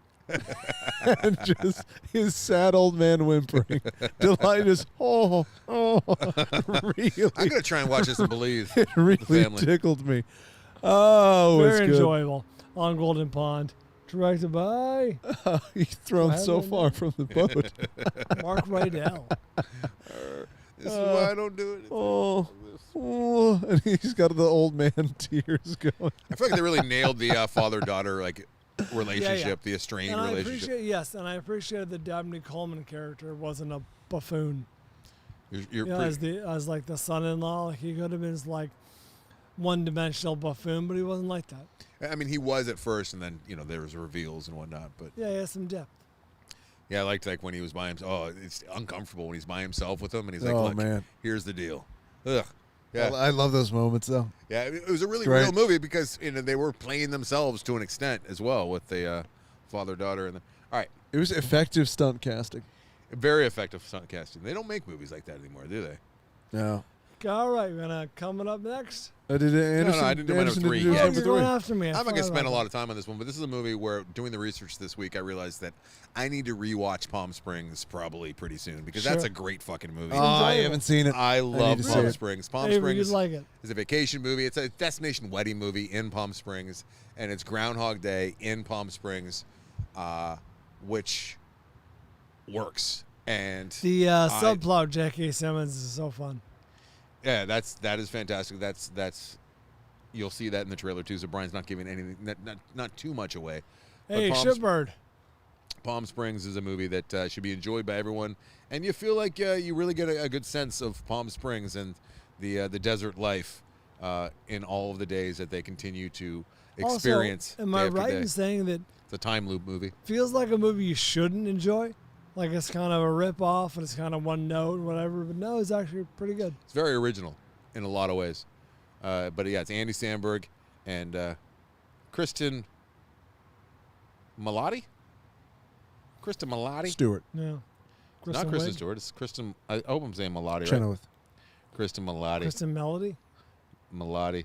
She's known for Fargo, The Wolf of Wall Street, and Palm Springs, mainly. She plays Sarah. All right, that's my number 3, and coming up next. Coming up next, we got 2 weeks of Amazon to catch up on, so we got that treat for you. Plus, more vacations after this.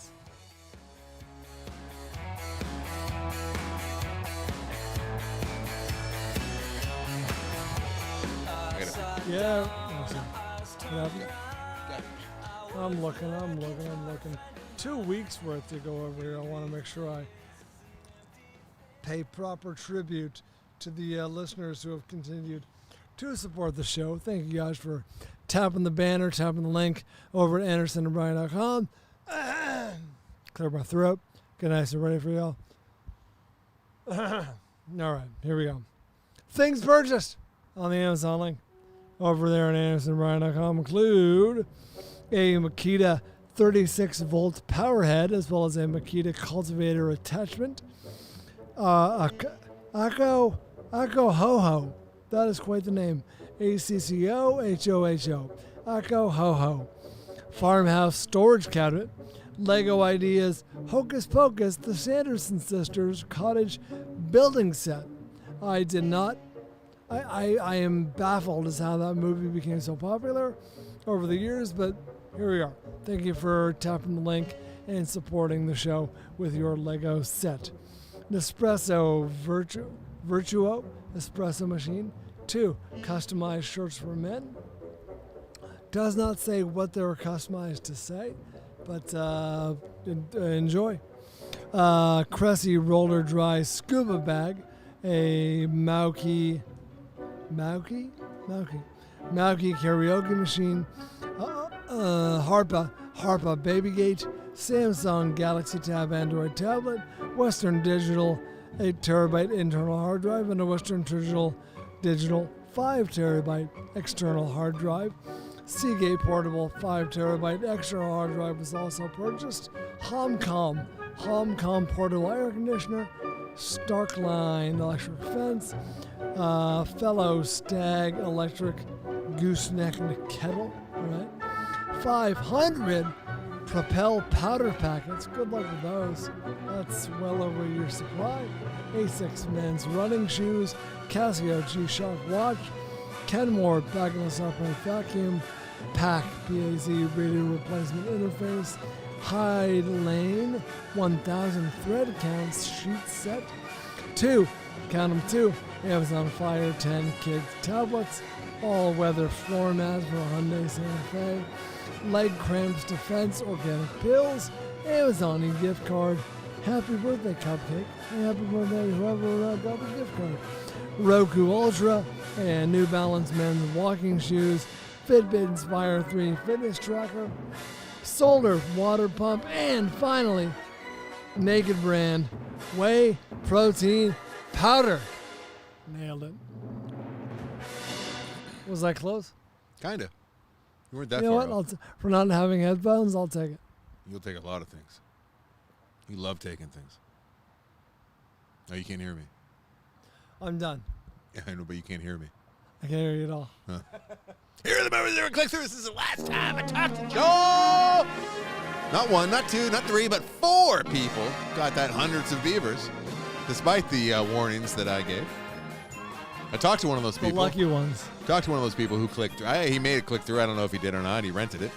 His name was Josh Butler. Not only did he click through, he bought it, and he couldn't finish it. He got to the 30-minute mark, and he had the same feeling that I had. Yeah, well, maybe he wasn't imbibing. All right, I'm going to put this to the test. When we do a watch-along next month and watch the hundreds of beavers, and I have whatever, the cocktail is that I'll be drinking that night, and I'm, kind of letting loose a little bit, maybe I'm going to enjoy it. I'm going to actually love this movie with you two, if you're a part of it too, Avery, like the two of you laughing like hyenas and all the dumb shit. I'm probably, you guys here to make me like it a lot more. Somebody clicked through and got Bean John Malkovich, as well as The Game was clicked through, as well as Bonnie and Clyde. You can count on me. Brian, what the fuck? I know, I'm falling behind. Take Shelter I had was to clicked watch through. Axel F. Take Shelter was clicked through, as well as Ghost in the Shell standalone complex. The Warriors was clicked through, as well as Step Brothers. Fuck to the yes with the Step Brothers. Hey, fuck to the yes with the Warriors. Hell, fuck it. The Poseidon Adventure, got to assume it's the original. 3 O'Clock High. Fuck to the yes. Far from the Matting Crowd. Fuck to the yes. Secretary was clicked through.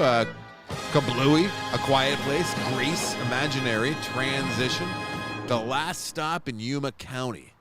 Gotta love that Jim Cummings. I'm not gonna nail this. Furiosa, Mad Well, it's 2 Max, weeks worth. a Mad Max saga. Challengers was clicked through, as well as the Guyver, limited collector's edition. There's something called the Guyver. The Guyver, and it's a limited collector's edition. Which makes me think that there was like a massive amount at one point. If there's only a limited amount now. 3 people clicked through and got Snack Shack. Hope you enjoyed it as much as we did. Clerks 2, 2-disc special edition was clicked through, as well as Tusk and Forrest Gump. Look at that. I got somebody thinking about Forrest Gump after talking about him being a patriot. Save on Snack Shack. The Guyver. The Guyver? The Guyver. Look at this thing. Oh, I see what they're doing here. You know who directed The Guyver? Who? Screaming Mad George. Co-directed with Steve Wang. All right. Mm-hmm. Important information. The Guyver. Young man merges with mechanical device, becoming cyborg superhero. Becoming not a cyborg, but just becoming cyborg superhero. Strange creatures emerge, seeking to reclaim device. This feels Russian. He uncovers cyborg superhero. He uncovers a plot to genetically engineer monstrous creatures. I like that part. I'm into that. Feels part. like a watch along. The Guyver. It kind of does. PG-13 though. What are you doing? Get out of here. Can the Guyver be streamed? I don't know. Uh-oh. My camera is about to die. 20% left. Got to go. Can't charge my phone anymore with a regular device. I have to use the pad in the car. Not good. Not good. So by the time I get here, at the end of the day, there's only 40% left. All right, let's go. Let's rock it. Hey, back to the berm. Well,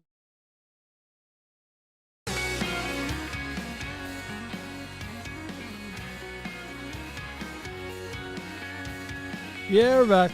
Time to pay off the vacations. Number 2 for me, Anderson. Going back to 1972. Nominated for Best Picture. I'd forgotten about that. Deliverance. Whoa. Now, you could argue that it's Vacation Gone Wrong. You could. This is also a movie that I feel like, while not maybe homework people look at it as, No. it gets reduced. Well, it gets reduced to Squeal Like a Pig and the banjo song. Yeah, it's like the Tom Cruise of movies, right? Like you think about certain things. It's like iconoclastic in the sense that like you don't even think about the actual work and the actual. It's actually a really well done movie. Yeah. Yeah. Four friends go on a hiking, camping trip. Not hiking, they went on a river adventure trip up to the wilderness in northern Georgia. They are encountering technically the Appalachians. Is it? It might be the southern I think Appalachians. it's Georgia. Do they reach that? Do they reach that far south? I don't know. I wish that I didn't take the conversation in this direction. Either way, they're taking a river trip, and the adventure goes south. No pun intended. When they encounter some hillbillies, some local mountain people, and North Georgia mountains. Things go wrong. What's that? The North Georgia mountains. There you go. The guy who did the infamous Squeal Like a Pig scene, not Ned Beatty, but the man who played the Mountain Man. Yeah. Which is all he's credited as Mountain Man. Right. He turned that into a cottage industry, and he got squeallikeapig.com as his personal website. I mean, where he sold merch. You work with what you got. It's quite a brand. Hey, listen, that's iconically known. I feel like he could be sued too, because it's not his words. Oh, it is based on a novel. Not his words. Yeah. Did he write the novel? That'd be weird if he wrote the No, I don't novel, believe then he made was the and man then who wrote wrote the the novel. screenplay and then cast himself in that role. That'd be somebody you have on a list. That'd be very Hey, Scorsese. we want to option your novel for a movie. Well, I have Scorsese. one stipulation. I gotta play the Squeal Like a Pig guy. Scorsese actually just the actor didn't show up that day, so he's like, "Fuck it, I'll do it." That's why Scorsese was back there saying those lovely things. You know who lives up there, Brian? What do you think about that? A squealer. What do you think about it? I still say that to addicts all the time, and every now and again I'm like, "What is that?" Oh yeah, it's Scorsese in the back seat of Taxi Driver saying, "What do you think about that?" I'm always asking Atticus what he thinks about something, and I'm just quoting Scorsese. So we got to revisit top 5 lines we quote. When he's older, I think I might have already been there. When he's older, I'm going to say, "Hey, this is a," you know how I say, "What do you think about that?" a lot. That's where it came Here's from. the source. Let's keep watching. All right, number 2 for me is every now and again a movie that shouldn't really work just comes together. Oh, and it works. Mail, motherfucker. You got mail, motherfucker. Talking about Euro Trip. Goddamn phone won't open. Still have not seen. Really? Yeah. Pry. Feels like a me kind of It's movie. a Brian movie. It's a Brian movie that deserves to be a Brian movie because it's fucking hilarious. Scotty he has no idea, Brian. Scotty So you're does saying he not doesn't know until now that he's hearing the song that's written about him and his girlfriend hooking up with me, the singer, played by Matt Damon, a punk rock kid in this movie, singing a very poppy punk rock song. And I can't even say punk rock because it's just Streaming not, on Paramount Plus. But Scotty doesn't know. Such a catchy fucking song. You got a Scoozy in there, and it's just it's a group of fairly unknown actors going on a trip through Europe. A lot of train trips, a lot of laughs, a lot of like good teen stuff. This is like American Pie elevated. I love American Pie, the original. I feel like they kind of milked that cow a little bit too much, so that now when I think of American Pie, I think about like all the others that followed. Overbaked? But this Euro Trip, this one and done. I think, as far as I know, I don't know, they might have done another one, but it's just fucking funny and good times, and it's like a modern day Meatballs, modern day Animal House, but it's all done while traveling across Europe. Euro Trip, vacation movie, love it. Euro Trip. How long is this movie? It's not long. Hour and 33. I like 132 is what I see. Well, you're gonna have to assign me another movie, so maybe that's on tap. Scott Mekowitz plays Scott Thomas. He's Scotty. You got Jacob Pitts in there, of course. Michelle Trachtenberg. You got Travis Wester, Kristen Kruk. Michelle Trachtenberg is the only name I recognize. Matt Damon. You got the Matt Damon there. Jessica Bowers. Vinny Jones is in there. I forgot. Vinny Jones shows up. Hooligan. You got David Fisher. You know, not a whole lot of big names. Not a lot of big names. And the movie just, it works. Number one for me. It's a bit of a clever pick. Got Fred Armisen saying excuse You're me. going to find this hard to believe. I have a clever pick. That's number one. I'm bringing a full You're circle. celebrating yourself, Brian. What? Every time you do a clever pick, especially if you have it at number one, you're just celebrating yourself. And you're the one who loves the top five. But when you do things like this, like you're not taking the top five seriously. I'm taking it very seriously. Are you? You're celebrating yourself with a clever pick, like a Yeah. loophole. Like I found a loophole in my own system. Well, it's not a loophole. It's a technicality. There's a difference. It's a tic tac. There's a difference. It's not a loophole. It's It's a a technicality. technicality. Number one for me. Bringing a full circle Yeah. all the way back to Beverly Hills. Beverly Hills Cop, Oh. 1984. What does Axel Foley say all the time? I'm on vacation. You better not be investigating the murder. No, I'm just on vacation. Wait, is he lying when he says that? Yes. So he's But not he on is- vacation. well, so this is he not a is vacation taking fucking his- movie. He's working. He is taking his vacation time off work. So as far as the Detroit PD knows, he's filed at his vacation. It'll be It's the good longest vacation you ever took. Brian, If I find out, Axel. if Axel Foley was not released this week and we weren't covering it, would this be on your list? No way. Oh my God. It's number one. I'm gonna start having listeners compile a list for me. I think. That's I one. really wouldn't even consider it. He's not even on vacation, Brian. Sure, he steals a house and enjoys himself in a pool for a minute, but he's not. That's two. That's not even No, one. he stays at the Palm is that- Hotel. I That's thought- two. The first one, he doesn't steal the No, house. he's Yeah. he's at the hotel. He stays in the Palm Hotel in the first one. I thought that was He treats genius when I was a himself kid. because- He actually stole a Wait house. for How it. do you do that? He's on vacation. All right, Brian, you're the fucking worst. This is the best. Number one for me is a worthy addition If to you also our, Beverly Hills Cop, the I'm love really line. I impressed. mean, why do I keep saying love line? God, Beverly Hills Cop 2.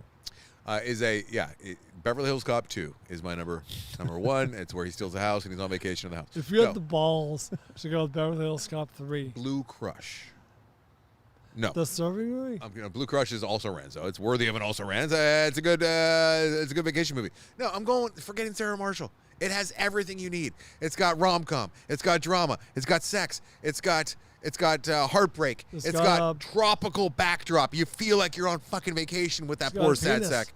And he's just trying to get away from it all, but he can't because there she is. And you got the Russell Brand there. It's my favorite just lighthearted vacation movie that actually delivers. It's not mailed in. They could have mailed this fucking movie in. This could have been just like, hey, we'll all go to Hawaii. We'll shoot for 3 months. We'll have a great time when we're out there. They delivered. This is a fucking great movie. Forgetting Sarah Marshall. How dare you, Brian? Bring me Beverly Hills goddamn it's Cop. not bad. Hank Azaria chews it up. How is Forgetting Sarah Marshall not on your list? What's the matter with you? It almost made the All-Rans. Look at him. Look at him. What if I fight you at the live show? Or at least like backhand slap you. Brian and I kind of discussed this before you got here. We should do At least save her the VIP room. we should do gambling where there's an actual like physical payoff at the live show. What's the payoff? Something physical, harming. Something. Something detrimental. You don't get to take your medication for a month,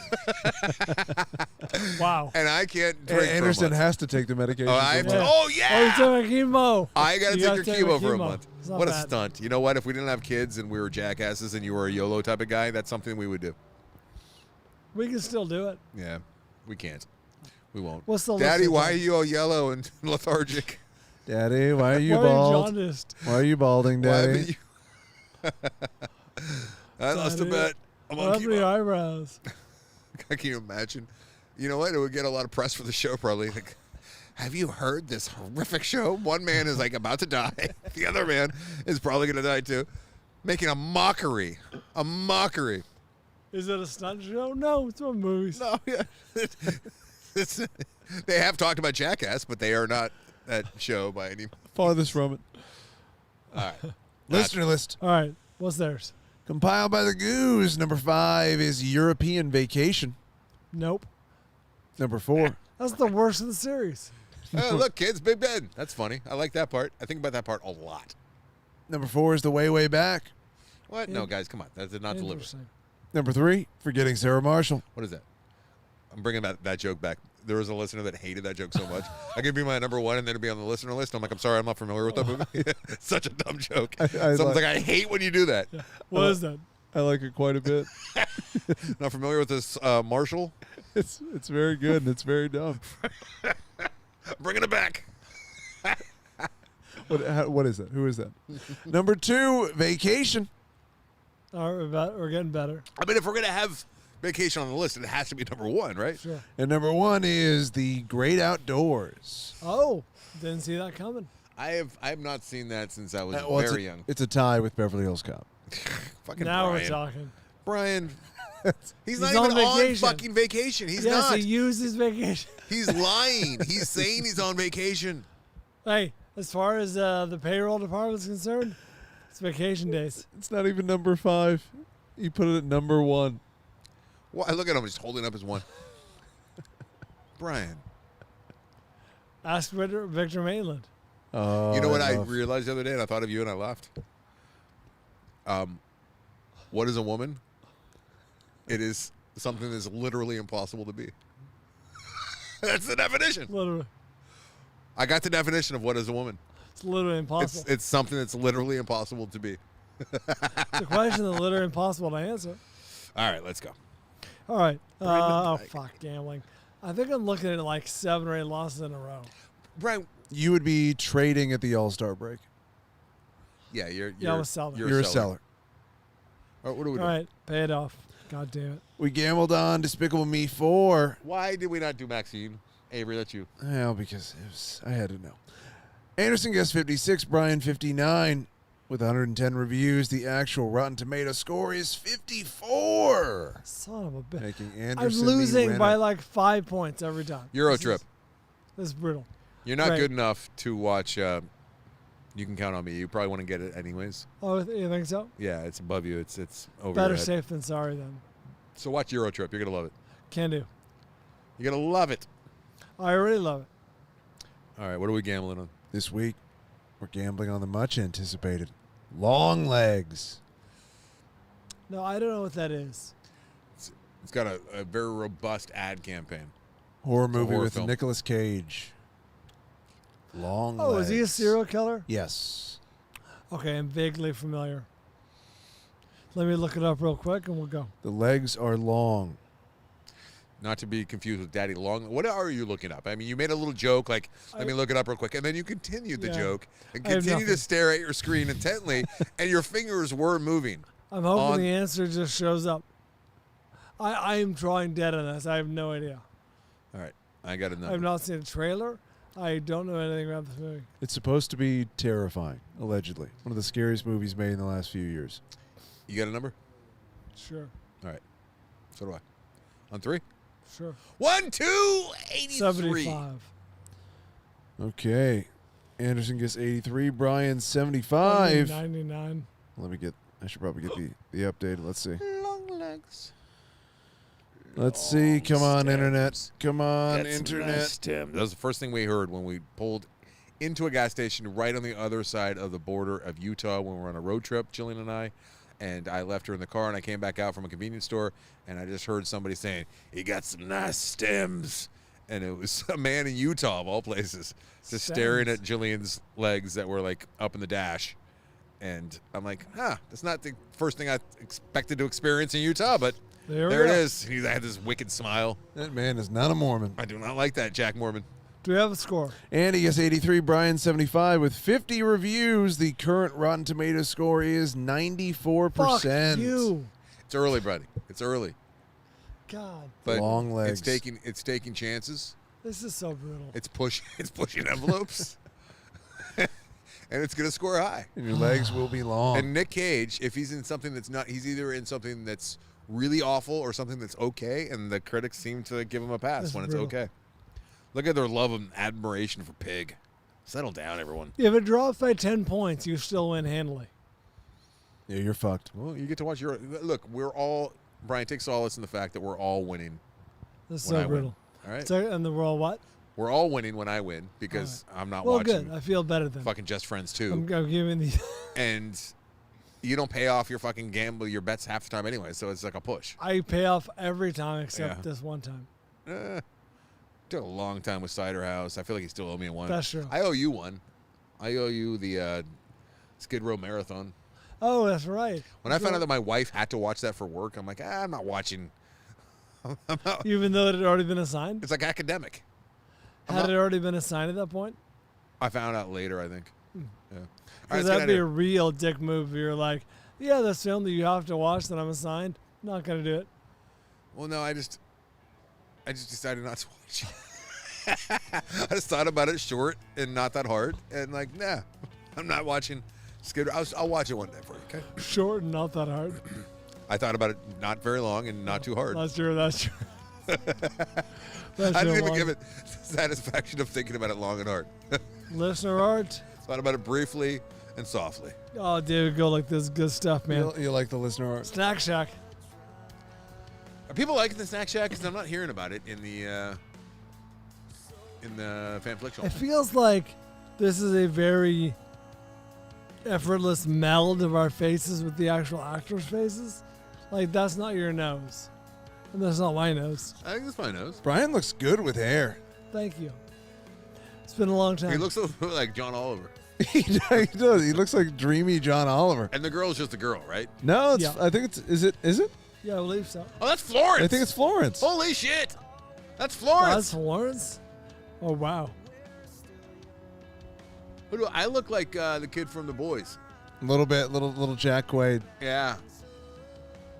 Boys, hate to use the term, and don't use it very often unless it's apt, but kind of jump the shark. Kind of go a little bit to go back to the well too much for like the, isn't this creepy and gross and weird and funny? Yeah, I like the most recent episode quite a bit, but it took a while for me to get there.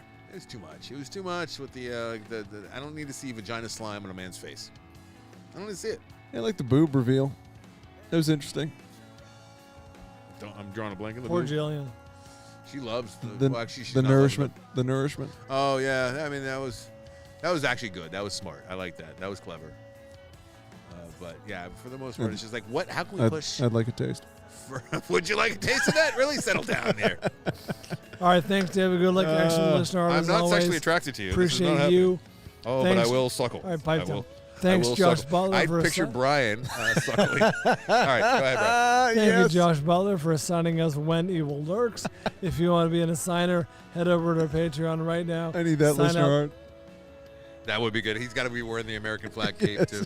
Thank you to Lying on the Barricades. orange couch. They were our featured perfect. orange couch. We're on orange couch right now. Travis Berry has assigned us the governor. Orange couch. Yes, Brian. There's an orange tinge to the couch that we're sitting on. It's Hey, not these guys. tinged. By the It's way, orange. I don't know where you got your outdoor furniture, but I don't like buying outdoor furniture. And every time Jillian's like, "We need to get some," I'm like, "No, it just rots like after one season." This shit has like lasted. I will. 5-6 I years. will. We'll talk off the air. The biggest mistake we made in this backyard was buying cheap furniture initially because we replaced it once, replaced it twice. Finally, like, fuck it, let's just get like really good stuff. This is held up. This is the 4th year, I think, of this stuff. It looks brand new. Which is a long time. I don't know about brand new. It's not get crazy. Well, I'm but- sorry, I meant the weaving, the Yeah, basket. yeah, yeah. The actual structure of It's the. great. Oh, we'll talk off the air. I'll give you a recommendation. Yes, please do. Good news, you can haggle. Haggle. Oh yeah, I like to haggle. Actually, I hate Good it. news. Makes me feel awful. Josh cheap. Butler, appreciate you. Barricades, thank you for being our feature artist. Check them out over at AndersonandBryan.com. Ooh, Comedy Confessional. Oh, as, nice. you're listening to this tomorrow, we're trying to Oh. sell this thing out because we're going to tape it Nice. at Confess Comedy Is this on for legal Instagram. purposes? Yes. Not for legal So comedy purposes. was a penis. But it would be Go- enjoyable to get the word out there, Go get some check that pub. out. Yeah, it's not going to line up with August 4th, is it? No. Ah, fuck. Comedy It'd be confess. perfect if it was. All right. Oh, you should have a live show that weekend. Yeah, That's Just, the we day just did before. it. I We just know. talked about how that's not happening. It'll be August 10th. I know. Unfortunate. What are you going to do? Hey, speaking of AndersonandBryan.com, that's the website where the Amazon banner or the Amazon link exists. Thank you in advance for tapping that. Don't forget, actually, next week there is an Amazon Prime Day on the 16th and 17th. So if there's some item you've been meaning to get, that is your window. Anderson and Bryan is the Instagram. Anderson and Bryan is the TikTok. The Film Vault on Facebook. The Film Vault on Twitter. And the Film Vault podcast on YouTube. Thank you to our Patreon listeners. Appreciate you guys. Speaking of appreciating, Giovanni, you're the best. Drake, thank you for all you do. All the social media stuff looks fantastic. Mike Cole, Goose, and Eric Kath. Love you guys. Thank you for helping with the show. Appreciate you. Patreon.com/The Film Vault. Live show August 4th. See you there. Anything else? That's it. Thank God. All right. Enjoy the outdoor show, hopefully. And until next time. We do it for Van Gogh.